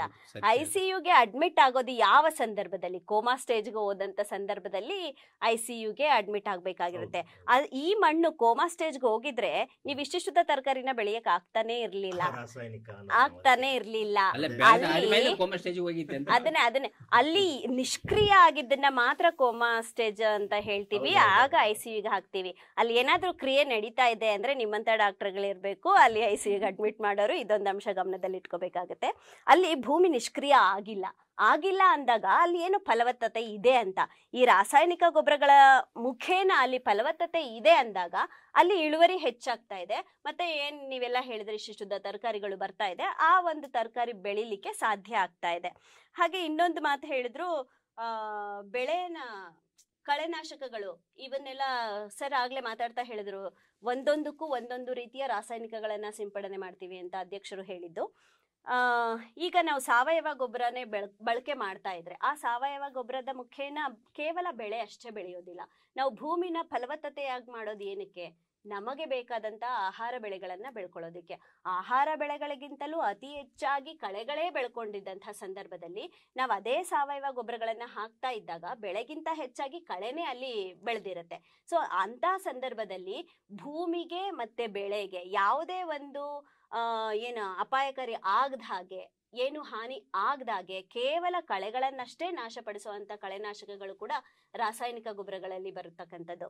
ಹಾಗೆ ಈ ಮನುಷ್ಯನಿಗೆ ಪ್ರೋಟೀನು, ವಿಟಮಿನ್ನು, ಕ್ಯಾಲ್ಶಿಯಮ್ಮು, ಮತ್ತೆ ಏನೆಲ್ಲ ಅಂಶಗಳು ಬೇಕಾಗಿರುತ್ತೆ, ಅವನೊಬ್ಬ ಆರೋಗ್ಯವಂತ ಮನುಷ್ಯನಾಗಿರ್ಬೇಕು ಅಂದ್ರೆ ಏನೆಲ್ಲ ಬೇಕಾಗಿರುತ್ತೋ ಹಾಗೆ ಭೂಮಿಗೂ ಕೂಡ ಈ ಎಲ್ಲ ಅಂಶಗಳು ಬೇಕಾಗುತ್ತೆ. ಅದರಲ್ಲಿ ಕ್ಯಾಲ್ಶಿಯಂ ಇರ್ಬೋದು, ಮೆಗ್ನೀಷಿಯಂ ಇರ್ಬೋದು, ಗಂಧಕ ಇರ್ಬೋದು, ರಂಜಕ ಇರ್ಬೋದು, ಸಾರಜನಕ ಇರ್ಬೋದು, ಪೊಟ್ಯಾಷಿಯಂ ಇರ್ಬೋದು. ಈ ಎಲ್ಲಾ ಅಂಶಗಳನ್ನ ಕೊಟ್ಟಾಗ ಮಾತ್ರ ಅಲ್ಲಿ ಭೂಮಿ ತನ್ನದೇ ಆದಂತ ಒಂದು ಸುಸ್ಥಿರತೆಯನ್ನ ಕಾಪಾಡಿಕೊಳ್ಳುತ್ತೆ. ಮತ್ತೆ ನಾವ್ ಏನು ಬಿತ್ತುತ್ತೀವೋ ಅದನ್ನ ಹೆಚ್ಚಾಗಿ ಬೆಳಿಲಿಕ್ಕೆ ಸಹಕಾರಿಯಾಗುತ್ತೆ. ಇಂತಹ ಒಂದು ಕೆಲಸವನ್ನ ಮಾಡ್ತಾ ಇರೋದು ರಾಸಾಯನಿಕ ಗೊಬ್ಬರಗಳು. ಕೇವಲ ಸಾವಯವ ಗೊಬ್ಬರಗಳನ್ನ ಬಳಕೆ ಮಾಡೋದ್ರಿಂದ ಭೂಮಿ ಬರೀ ಫಲವತ್ತಾಗಿರ್ಬೋದೇ ಹೊರತು ಹೆಚ್ಚು ಫಲವತ್ತತೆಯನ್ನ ನಾವು ಅಲ್ಲಿ ನಿರೀಕ್ಷೆ ಮಾಡ್ಲಿಕ್ಕೆ ಆಗೋದಿಲ್ಲ. ಹಾಗಾಗಿ ರಾಸಾಯನಿಕ ಗೊಬ್ಬರಗಳನ್ನ ಬಳಕೆ ಮಾಡೋದ್ರಿಂದ ಭೂಮಿಯಲ್ಲಿ ಇರ್ತಕ್ಕಂಥ ಫಲವತ್ತತೆ ಹೆಚ್ಚಾಗತ್ತೆ. ಸೊ ಅದರಿಂದ ಇಳುವರಿಯನ್ನ ನಾವು ಹೆಚ್ಚಾಗಿ ಪಡಿತಾ ಹೋಗ್ಬೋದು ಅನ್ನೋದು ನನ್ನ ಒಂದು ವಾದ. ತುಂಬ ಒಳ್ಳೆ ವಿಚಾರಗಳನ್ನು ಲತಾಮಣಿ ಅವರಿಂದ ಆಯಿತು. ಇವತ್ತು ನಾವು ಚಿಕ್ಕವರಿದ್ದಾಗ ನೋಡಬೇಕಿತ್ತು, ಒಂದು ನಮ್ಮ ಹಳ್ಳಿಗಳ ಕಡೆ ಏನು ಬರ್ತಾ ಇದ್ರು ಅಂತಂದರೆ ಈ ಬಾತ್ಕೋಳಿಗಳ ಹಿಂಡನ್ನು ಮಾಡ್ಕೊಂಬರೋರು, ಹೊಡ್ಕೊಂಬರೋರು. ಆಮೇಲೆ ಕಟಾವ್ ಆದ ತಕ್ಷಣ ಅವ್ರು ಕಾಣಿಸ್ಕೊಳ್ತಾ ಇದ್ರು. ಆಮೇಲೆ ಈ ಕುರುಬರು ಕುರಿಗಳನ್ನು ಹಿಂಡುಗಳನ್ನು ತೆಗೆದುಕೊಳ್ಳೋದು, ದನ ಕರುಗಳನ್ನ, ಇವೆಲ್ಲ ನಮ್ಮ ಹಿರಿಯರು ಹೆಂಗೆ ಕಂಡುಕೊಂಡ್ರು ಅಂತಂದರೆ ಈ ಬಾತ್ಕೋಳಿಗಳ ತಂಡ ಬಂದ ತಕ್ಷಣ ಒಂದು ತಿಂಗಳು ನಮ್ಮ ಹೊಲದಲ್ಲೇ ಹಾಕೊಂಬಿಡಮ್ಮ ಟೆಂಟು ಅಲ್ಲೇ. ಅಂದರೆ ಬಾತ್ಕೋಳಿಗಳು ಅವು ತಿಂದು ಅಲ್ಲಿ ಹಿಕ್ಕೆಯನ್ನು ಹಾಕಿ ಆ ಭೂಮಿಯ ಫಲವತ್ತತೆಯನ್ನು ಹೆಚ್ಚಿಸ್ತವೆ. ಮತ್ತು ಈ ಕುರಿಗಳ ಗುಂಪು ಕೂಡ ಅಷ್ಟೇ. ಆ ಥರದ ಒಂದು ಸಾವಯವ ಗೊಬ್ಬರದ ಒಂದು ಮಹತ್ವವನ್ನು ನಮ್ಮ ಹಿರಿಯರು ಕಂಡುಕೊಂಡಿದ್ದು. ಬಟ್ ಈಗ ಬಾತ್ಕೋಳಿಗಳ ಗುಂಪು ಕೂಡ ಇಲ್ಲ, ಮತ್ತು ಈ ಕುರಿಗಳನ್ನು ಮೇಯಿಸ್ತಕ್ಕಂಥವ್ರು ಕೂಡ ಇದೆ. ತುಂಬ ಅಪರೂಪ ಆಗ್ಬಿಟ್ಟಿದೆ. ಯಥೇಚ್ಛವಾಗಿಲ್ಲ, ಅದು ಯಥೇಚ್ಛವಾಗಿಲ್ಲ. ಯಾಕಂದರೆ ರಾಸಾಯನಿಕ ಗೊಬ್ಬರಗಳು ಆ ಸಂಪ್ರದಾಯವನ್ನು ಕಿತ್ತು ತಿಂದ್ಬಿಟ್ಟಿದೆ. ಹಾಗಾಗಿ ಅವೆಲ್ಲ ಇಲ್ಲ ಅಂತ ನೋಡೋಣ. ಇವುಗಳ ಜೊತೆಗೆ ಇವೆಲ್ಲ ಸಾವಯವ ಗೊಬ್ಬರಗಳ ಮಹತ್ವವನ್ನು ಸೂಚನೆ ಮಾಡಿದರೆ, ಮತ್ತು ಲತಾಮಣಿಯವರು ಹೇಳಿರೋ ಪ್ರಕಾರ ಭೂಮಿಯ ಫಲವತ್ತತೆಯನ್ನು ರಾಸಾಯನಿಕ ಗೊಬ್ಬರ ಹಾಕಿದ್ರಿಂದ ನಾವು ಜಾಸ್ತಿ ಬೆಳೆ ಬೆಳೀತಕ್ಕಂಥ ಒಂದು ವಾದನೂ ಕೂಡ ಸುಳ್ಳಲ್ಲ. ಇದಕ್ಕೆ ಅವರ ಒಂದು ವಾದಕ್ಕೆ ನಮ್ಮ ರೇವಣ ಸಿದ್ದೇಶ್ವರ ಕೊನೆಯದಾಗಿ ಏನು ಹೇಳ್ತಾರೆ ಅಂತ. ಎದುರಾಳಿಗಳದ್ದು ಮಾತುಕತೆ ನೋಡಿದಾಗ ಸರ್, ಎಲ್ಲರಿಗೂ ಒಂದು ಕೈ ಮುಗಿದು ಕೇಳ್ತೀನಿ, ಕೃಷಿ ಅನ್ನುವುದು ಕಮರ್ಷಿಯಲ್ ಬಿಸ್ನೆಸ್ ಅಲ್ವೇ ಅಲ್ಲ. ದಯಮಾಡಿ ನಾ ಅಷ್ಟು ಬೆಳೆದೆ ಇಷ್ಟು ಬೆಳೆದೆ ಅಂತ ಪ್ರೇಕ್ಷಕರು, ನಿಮ್ಮಲ್ಲಿ ರೈತರು ಯಾರಿದ್ದೀರಾ, ನಿಮ್ಮ ದೇಶದ ಬೆನ್ನೆಲುಬು, ನಿಮ್ಮ ಕೈ ಜೋಡಿಸಿ ಕೇಳ್ತೇನೆ. ನಿಮಗೂ ಕೂಡ ಹೇಳ್ತೇನೆ, ರಾಸಾಯನಿಕದಿಂದ ನಷ್ಟವೇ ಇದೆ. ದಯಮಾಡಿ ಎಷ್ಟು ಬೆಳೆದಿದ್ದೇನೆ ಮುಖ್ಯ ಅಲ್ಲ, ಏನು ಬೆಳೆದಿದ್ದೇನೆ, ನಾ ಎಷ್ಟು ತಿಂದೆ ಮುಖ್ಯ ಅಲ್ಲ, ನಾ ತಿಂದಿರುವ ಆಹಾರದಲ್ಲಿ ಎಷ್ಟು ಪೌಷ್ಟಿಕಾಂಶ ಇದೆ ಅನ್ನೋದು ಬೇಕು. ನಾನು ಇಷ್ಟು ದಪ್ಪ ಇದ್ದೇನೆ ಅಂದ್ರೆ ಅಲ್ಲ, ನನ್ನಿಂದ ಅದು ಕೆಲಸ ಮಾಡೋಕ್ಕಾಗತ್ತೆ ಅಂತ ಹೇಳ್ತಾ ಇದ್ದೀನಿ. ಕೃಷಿ ಅನ್ನುವುದು ಕಮರ್ಷಿಯಲ್ ಬಿಸ್ನೆಸ್ ಅಲ್ವೇ ಅಲ್ಲ. ಎಷ್ಟು ಬೆಳೆದೆ ನಾನು ಅಷ್ಟು ತೆಗೆದೆ ಇಷ್ಟು ತೆಗೆದೆ ಅಲ್ಲ. ನಮ್ಮ ಗುರುಗಳು ಹೇಳಿದ ಪ್ರಕಾರ ನಾವು ಬೆಳೆದಂತಹ ಪದಾರ್ಥಗಳನ್ನ ನಾವು ಇಟ್ಟರೆ ಅದು ಬೇಗ ಕೆಡುತ್ತೆ, ಅಂದ್ರೆ ಅಲ್ಲಿ ಔಷಧಿ ಕೆಲಸ ಮಾಡ್ತಾ ಇದೆ ಅಂದ್ರೆ ಅದ್ರ ಮುಗಿದೋಯ್ತು, ಅವ್ರ ರಾಸಾಯನಿಕ ಐತೆ ಅಂತ. ಆಮೇಲೆ ಈಗ ನೀವು ಲಿಸ್ಟ್ ಹೇಳಿದ್ರಲ್ಲ ಮೇಡಮ್, ಆದ ಎಲ್ಲ ನಮ್ಮ ಪೂರ್ವಜರ ಕಾಲದಲ್ಲಿ ಸಗಣಿಯಲ್ಲಿ ಸಿಗ್ತಿತ್ತು, ಒಟ್ಟಿಗೆ ಗೊಬ್ಬರದಲ್ಲಿ ಸಿಗ್ತಿತ್ತು, ಹಸಿರೆಲೆಯಲ್ಲಿ ಸಿಗ್ತಿತ್ತು. ನೀವು ಬಾತುಕೋಳಿದ ಹೇಳಿದ್ರಲ್ಲ ಸರ್, ಕುರಿದ ಹೇಳಿದ್ರಲ್ಲ, ಅದು ಹಾಕಿರ್ತಕ್ಕಂತಹ ಮಲವೇನು ವಿಸರ್ಜನೆ ಏನ್ ಮಾಡ್ತಾ ಇತ್ತು ಅದರಲ್ಲಿ ಕೂಡ ಗೊಬ್ಬರ ಇತ್ತು. ಆಡಿನ ಹಿಕ್ಕಿ ಆಯ್ತು, ಹಿಕ್ಕಿಗಳಲ್ಲೂ ಕೂಡ ಸರ್ ಬೇರೆ ಹಿಕ್ಕಿ. ಇನ್ನೊಂದು ಸಂದರ್ಭದಲ್ಲಿ ಹೇಳ್ತೀನಿ, ಗ್ರಾಮಗಳ ಮುಖಾಂತರ ನಾವೇನಾದ್ರೂ ಉಪಯೋಗ ಮಾಡಿದ್ರೆ ಎಕರೆಗಳ ಮುಖಾಂತರ ನಾವು ನಮ್ಮ ಭೂಮಿಯ ಫಲವತ್ತತೆನ ಇಟ್ಕೋಬಹುದು. ಇವತ್ತು ನಮ್ಮ ಭೂಮಿ ಫಲವತ್ತತೆಯಾಗಿ ಇದ್ರೆ ನಾವು ಫಲವತ್ತತೆಯಾಗಿ ಇರ್ತೇವೆ. ಭೂಮಿನೇ ಫಲವತ್ತತೆ ಕಳ್ಕೊಂಡ್ಬಿಟ್ರಂದ್ರೆ ನಮ್ಮ ಮಾನವ ಸಂಕುಲ ಮತ್ತು ಪ್ರಕೃತಿ ಸರ್, ಇವತ್ತು ಮಳೆ ಆಗ್ಬೇಕಂದ್ರೆ ಪ್ರಕೃತಿ ಸರಿಯಾಗಿದ್ರೆ ನಮಗೆ ಮಳೆ ಆಗುತ್ತೆ. ನಾವು ಎಷ್ಟಕ್ಕೆ ನಾವು ಬೆಳೆದೆ ಅನ್ನೋದು ಬೇಡ, ಅದರಲ್ಲಿ ಎಷ್ಟು ಪೋಷಕಾಂಶ ಇದೆ ಅನ್ನೋದು. ಇವತ್ತು ನಮ್ಮ ಕೃಷಿ ಆರ್ಥಿಕ ವಲಯಕ್ಕೆ ಸಲಹೆ ಇದೆ ಸರ್. ಆರ್ಥಿಕ ವಲಯ ಸರ್ಕಾರಕ್ಕೆ ಅಬಕಾರಿಯಿಂದ ಏನ್ ಬರ್ಬೇಕು ಬರ್ತಾ ಇದೆ. ನಾವು ಇದನ್ನ ಬೇಡ, ನಮ್ಗೆ ಅದರಿಂದ ದುಡ್ಡು ಬೇಕಿಲ್ಲ. ಭೂಮಿಯಲ್ಲಿ ಏನು ಸತ್ವ ಇದೆ, ನಾವು ಮಾತಾಡಕ್ ಕುಂತಿರೋದೇನಿದೆ, ಭೂಮಿಯಲ್ಲಿ ಫಲವತ್ತತೆ ಇದೇನಾ ಇಲ್ಲ. ಮೇಡಮ್ ನೀವು ಹೇಳ್ತಾ ಇದ್ದೀರಾ ಇಷ್ಟುದ್ದ ಮೆಣಸಿನಕಾಯಿ, ಹೌದು ಮೇಡಮ್, ಅಷ್ಟುದ್ದ ಮೆಣಸಿನಕಾಯಿ ಬೆಳಿಬೇಕು ಅಂದ್ರೆ ಫಲವತ್ತತೆ ಇದೆ. ಆ ಫಲವತ್ತತೆ ಇರಕ್ಕೆ ನೀವು ರಾಸಾಯನಿಕವನ್ನ ಉಪಯೋಗಿಸ್ತಾ ಇದ್ದೀರಾ. ಆ ರಾಸಾಯನಿಕದಲ್ಲಿ ಏನು ಅಂಶಗಳಿದೆಯೋ ಆ ಅಂಶಗಳು ಸಗಣಿಯಲ್ಲಿ ಇತ್ತು, ಕೊಟ್ಟಿಗೆ ಗೊಬ್ಬರದಲ್ಲಿ ಇತ್ತು, ಹಸಿರೆಲೆಯಲ್ಲಿ ಇತ್ತು. ಇವತ್ತೇನಾಗಿದೆ ಸರ್, ಕೃಷಿ ಅಂದ್ರೆ ಕೈ ಕೆಸರಾದರೆ ಬಾಯಿ ಮೊಸರು ಅಂತಾರೆ. ಇವತ್ತು ಸಗಣಿ ಮುಟ್ಟಬಾರ್ದು, ಸಗಣಿ ನೋಡಿದ್ರೆ ನಾವು ಹಿಂಗೆ ಮೂಗು ಮುಚ್ಕೊಂತೇವೆ ಸರ್. ಆ ಸಗಣಿ ಮುಟ್ಟುವುದರಿಂದ, ಸಗಣಿಯ ವಾಸನೆ ತಗೊಂಡ್ರಿಂದ ನಮ್ಗೆ ಅಸ್ತಮ ರೋಗ ಬರಲ್ಲ ಸರ್. ನೀವು ಆರ್ಥಿಕವಾಗಿ ಲಾಭವನ್ನ ಲೆಕ್ಕ ಹಾಕ್ತಾ ಇದ್ರೆ ನಷ್ಟನೂ ಲೆಕ್ಕ ಹಾಕ್ಬೇಕು ಸರ್. ವ್ಯಾಪಾರ ಆದ್ಮೇಲೆ ಹೌದಾ ಸರ್, ಹೋಗ್ತಾನೆ ಅಷ್ಟು ಬೆಳೆದ್ರಿ, ತಿಂದು ರೋಗ ಬಂತು, ಆ ರೋಗದಿಂದ ದವಾಖಾನೆಗೆ ಎಷ್ಟು ದುಡ್ಡು ಕಟ್ಟಿದೆ ಅನ್ನೋದನ್ನ ಲೆಕ್ಕ ಹಾಕ್ಬೇಕಲ್ಲ. ಒಂದು ಹಾರ್ಟ್ ಅಟ್ಯಾಕ್ ಬಂದ್ರೆ ಆಪರೇಷನ್ಗೆ ಎಷ್ಟು ದುಡ್ಡು ಖರ್ಚು ಮಾಡಿದೆ ಅಂತ ಲೆಕ್ಕ ಹಾಕ್ಬೇಕಲ್ಲ. ಆಯ್ತು, ಹಾರ್ಟ್ ಅಟ್ಯಾಕ್ ಬಂದ್ರೆ ಒಂದೇನೋ ಸ್ಟಂಟ್ ಇಟ್ಟು ಬದುಕ್ತಾ. ಕ್ಯಾನ್ಸರ್ ಬಂದ್ರೆ ಅವ್ನು ಇದ್ದು ಸತ್ತಂಗಲ್ಲ ಸರ್. ಸಾವಿನ ದಿನಗಳನ್ನ ಎಣಿಸ್ಕೊಂತ ಇದ್ದಾನೆ. ಇವು ರಾಸಾಯನಿಕ ಗೊಬ್ಬರಗಳಿಂದ ಆಗ್ತಾ ಇರೋದು ನಮ್ಮ ಸಾವು. ಸವಲತ್ತುಗಳವು ಅದನ್ನ ಹಿಂದ್ಕೊಟ್ಟಿದ್ದಾರೆ ಸರ್. ಎಲ್ಲರೂ ಅಲ್ಟರ್ನೇಟಿವ್ ಈಸಿಯಾಗಿ ನೋಡ್ತಾ ಇದ್ದಾರೆ ಅಷ್ಟೇ. ಅದಕ್ಕೆ ರಾಸಾಯನಿಕ ಗೊಬ್ಬರ ಡೇಂಜರ್ ಅಂತ ಹೇಳಿ ನಾವು ಹೇಳ್ತಾ ಇದ್ದೀವಿ. ಇವತ್ತು ತೆಗೆದುಕೊಂಡಿರ್ತಕ್ಕಂಥ ವಿಷಯ ಇದೆಯಲ್ಲ ತುಂಬ ಮಹತ್ವದ ಚರ್ಚೆ. ಯಾಕಂದರೆ ರೈತರಿಗೆ ಸಂಬಂಧಪಟ್ಟಿದ್ದು, ಕೃಷಿಗೆ ಸಂಬಂಧಪಟ್ಟಿದ್ದು, ಇಲ್ಲಿ ನಾವು ಕೃಷಿಯನ್ನು ಹೇಗೆ ಅನುಸರಣೆ ಮಾಡಬೇಕು. ರಾಸಾಯನಿಕ ಗೊಬ್ಬರಗಳು ಅತಿ ಹೆಚ್ಚಾದರೂ ಕೂಡ ಪರಿಸರಕ್ಕೂ ಹಾನಿಯಾಗುತ್ತೆ, ಆರೋಗ್ಯಕ್ಕೂ ಹಾನಿಯಾಗುತ್ತೆ, ಜೊತೆಗೆ ಮಣ್ಣಿನ ಫಲವತ್ತತೆಯೂ ಕೂಡ ಕೆಲವೊಂದು ಸಂದರ್ಭಗಳಲ್ಲಿ ಹಾನಿಯನ್ನು ಉಂಟು ಮಾಡಿ. ಈ ಕಳೆನಾಶಕಗಳ ಒಂದು ತೀವ್ರತೆ ಎಷ್ಟಿದೆ ಅಂತಂದರೆ ಕಳೆಗಳ ಜೊತೆಗೆ ಬೆಳೆನೂ ಕೂಡ ನಾಶ ಆಗಿರ್ತಕ್ಕಂಥ ಎಷ್ಟೋ ಉದಾಹರಣೆಗಳಿವೆ. ಜಾನುವಾರುಗಳಿಗೆ ಹಾನಿ ಉಂಟಾಗಿರ್ತಕ್ಕಂಥದ್ದನ್ನು ಕೂಡ ನೋಡಿದ್ವಿ. ಮತ್ತು ನಾವು ಬಳಸ್ತಕ್ಕಂಥ ಆಹಾರ ಸತ್ವಯುತವಾಗಿರಬೇಕು ಅಂತಂದರೆ ಇವತ್ತಿನ ಒಂದು ದಿನಗಳಲ್ಲಿ ವಿಜ್ಞಾನಿಗಳ ಕರೆನೂ ಕೂಡ ಅದಾಗುತ್ತೆ. ಆದಷ್ಟು ಸಾವಯವ ಕೃಷಿಗಳಿಗೆ ಉತ್ತೇಜನ ನೀಡಿ ಸಾವಯವ ಗೊಬ್ಬರಗಳನ್ನು ಬಳಸಿ ಅಂತಕ್ಕಂಥ ವಾದನೂ ಕೂಡ ಇದೆ. ಹಾಗಾಗಿ ಇಲ್ಲಿ ಅತಿಯಾದರೆ ಎಲ್ಲವೂ ಕೂಡ ಅಮೃತನೂ ಕೂಡ ವಿಷನೇ ಇಲ್ಲಿ. ಹಾಗಾಗಿ ಯಾವ ರೀತಿಯಾಗಿ ಹೇಗೆ ಬಳಸಬೇಕು, ವಿಜ್ಞಾನದ ಸಹಾಯವನ್ನು ಪಡ್ಕೊಂಡು ಆ ಕೀಟನಾಶಕಗಳನ್ನು ಯಾವ ಪ್ರಮಾಣದಲ್ಲಿ ಹೇಗೆ ಬಳಕೆ ಮಾಡಬೇಕು ಅನ್ನೋ ಒಂದು ಜ್ಞಾನದೊಂದಿಗೆ ಸಾಗಿದರೆ ಮಾತ್ರ ಪರಿಸರಕ್ಕೆ ಹಾನಿಯಾಗದೆ ಯಾವುದೇ ವಿಷಕಾರಿಯಾಗಿರ್ತಕ್ಕಂಥ ತರಕಾರಿ ಬೆಳೆಗಳ ಒಂದು ಅವಕಾಶ ಕೊಡದೆ ಒಂದು ಉತ್ತಮವಾಗಿರ್ತಕ್ಕಂಥ ಸತ್ವಯುತವಾಗಿ ಸಲಹೆ ಸೂಚನೆಗಳೊಂದಿಗೆ ಬೆಳೆಸ್ಕೊಂಡ್ರೆ ಒಳ್ಳೆಯದಾಗುತ್ತೆ. ಜೊತೆಗೆ ಸಾವಯವ ಕೃಷಿ ಅಂತಕ್ಕಂಥದ್ದು ಎವರ್ ಗ್ರೀನ್ ಸಾಂಗ್ ಇದ್ದಂಗೆ. ಅದು ಒಂದು ಫಿಲಮಲ್ಲಿ ಎವರ್ ಗ್ರೀನ್ ಸಾಂಗ್ ಅಂತ ಕೆಲವೊಂದು ಐಡೆಂಟಿಫೈ ಮಾಡ್ತೀವಿ, ಅದನ್ನು ನಾವು ತೆಗೆದು ಹಾಕಂಗೆ ಇಲ್ಲ. ಸಾವಯವ ಗೊಬ್ಬರನೇ ಅದು ನೈಸರ್ಗಿಕವಾದದ್ದು, ನ್ಯಾಚುರಲ್ ಆಗಿರ್ತಕ್ಕಂಥದ್ದು. ಇದನ್ನು ಹೇಗೆ ಉತ್ತೇಜನ ಮಾಡ್ತೀರಿ, ಇದ್ರ ಜೊತೆಗೆ ವಿಜ್ಞಾನದ ಒಂದು ರಾಸಾಯನಿಕ ಗೊಬ್ಬರಗಳ ಜೊತೆಗೆ ಸಾವಯವ ಗೊಬ್ಬರ ಯಾವ ರೀತಿಯಾಗಿ ನೀವು ಬಳಕೆ ಮಾಡ್ತೀರಿ ಅಂತಕ್ಕಂಥ ಒಂದು ಜ್ಞಾನ ಮತ್ತು ಒಂದು ಪರಿಕಲ್ಪನೆ ನಿಮಗೆ ಬಿಟ್ಟಿದ್ದು. ಹಾಗಾಗಿ ಇವತ್ತು ಈ ಒಂದು ಚರ್ಚೆಯಲ್ಲಿ ಬಹುಶಃ ರಾಸಾಯನಿಕ ಗೊಬ್ಬರಗಳ ಮತ್ತು ಸಾವಯವ ಗೊಬ್ಬರ ಎರಡೂ ತಂಡದ ಚರ್ಚೆ ತುಂಬ ಮಹತ್ವದ ಆಗಿರ್ತಕ್ಕಂಥ ವಿಷಯಗಳನ್ನು ಇವತ್ತು ಹೊರಬರಲಿಕ್ಕೆ ಸಾಧ್ಯವಾಯಿತು. ಇಂಥ ವಿಷಯಗಳನ್ನು ನಮ್ಮ ಶ್ರೀ ಬಸವ ವಾಹಿನಿಗೆ ಬಂದು ಕಟ್ಟಿಕೊಟ್ಟಿರ್ತಕ್ಕಂಥ ಎಲ್ಲ ಅತಿಥಿಗಳಿಗೂ ಶ್ರೀ ಬಸವ ಟಿವಿಯ ಪರವಾಗಿ ಶರಣಾರ್ಥಿಗಳು. ವೀಕ್ಷಕರೇ, ನೋಡಿದ್ರಲ್ಲ, ಇವತ್ತಿನ ಒಂದು ಕೃಷಿ ಆಧಾರಿತ ಚರ್ಚೆ ನಿಮಗೆಲ್ಲರಿಗೂ ಕೂಡ ಉತ್ತಮವಾಗಿರ್ತಕ್ಕಂಥ ಮಾಹಿತಿಯನ್ನು ತಂದು ಕೊಟ್ಟಿದೆ ಅಂತ ಭಾವಿಸ್ತೀನಿ. ಮುಂದಿನ ಸಂಚಿಕೆಯಲ್ಲೂ ಕೂಡ ಇಂತಹ ಹಲವಾರು ವಿಷಯಗಳೊಂದಿಗೆ ನಿಮ್ಮ ಮುಂದೆ ಇರ್ತೀವಿ. ನಿರಂತರವಾಗಿ ನೋಡ್ತಾ ಇರಿ ಶ್ರೀ ಬಸವ ಟಿವಿ. ಇದು ಸಂಸ್ಕಾರದ ಬೆಳಕು. ಶರಣಾರ್ಥಿಗಳು.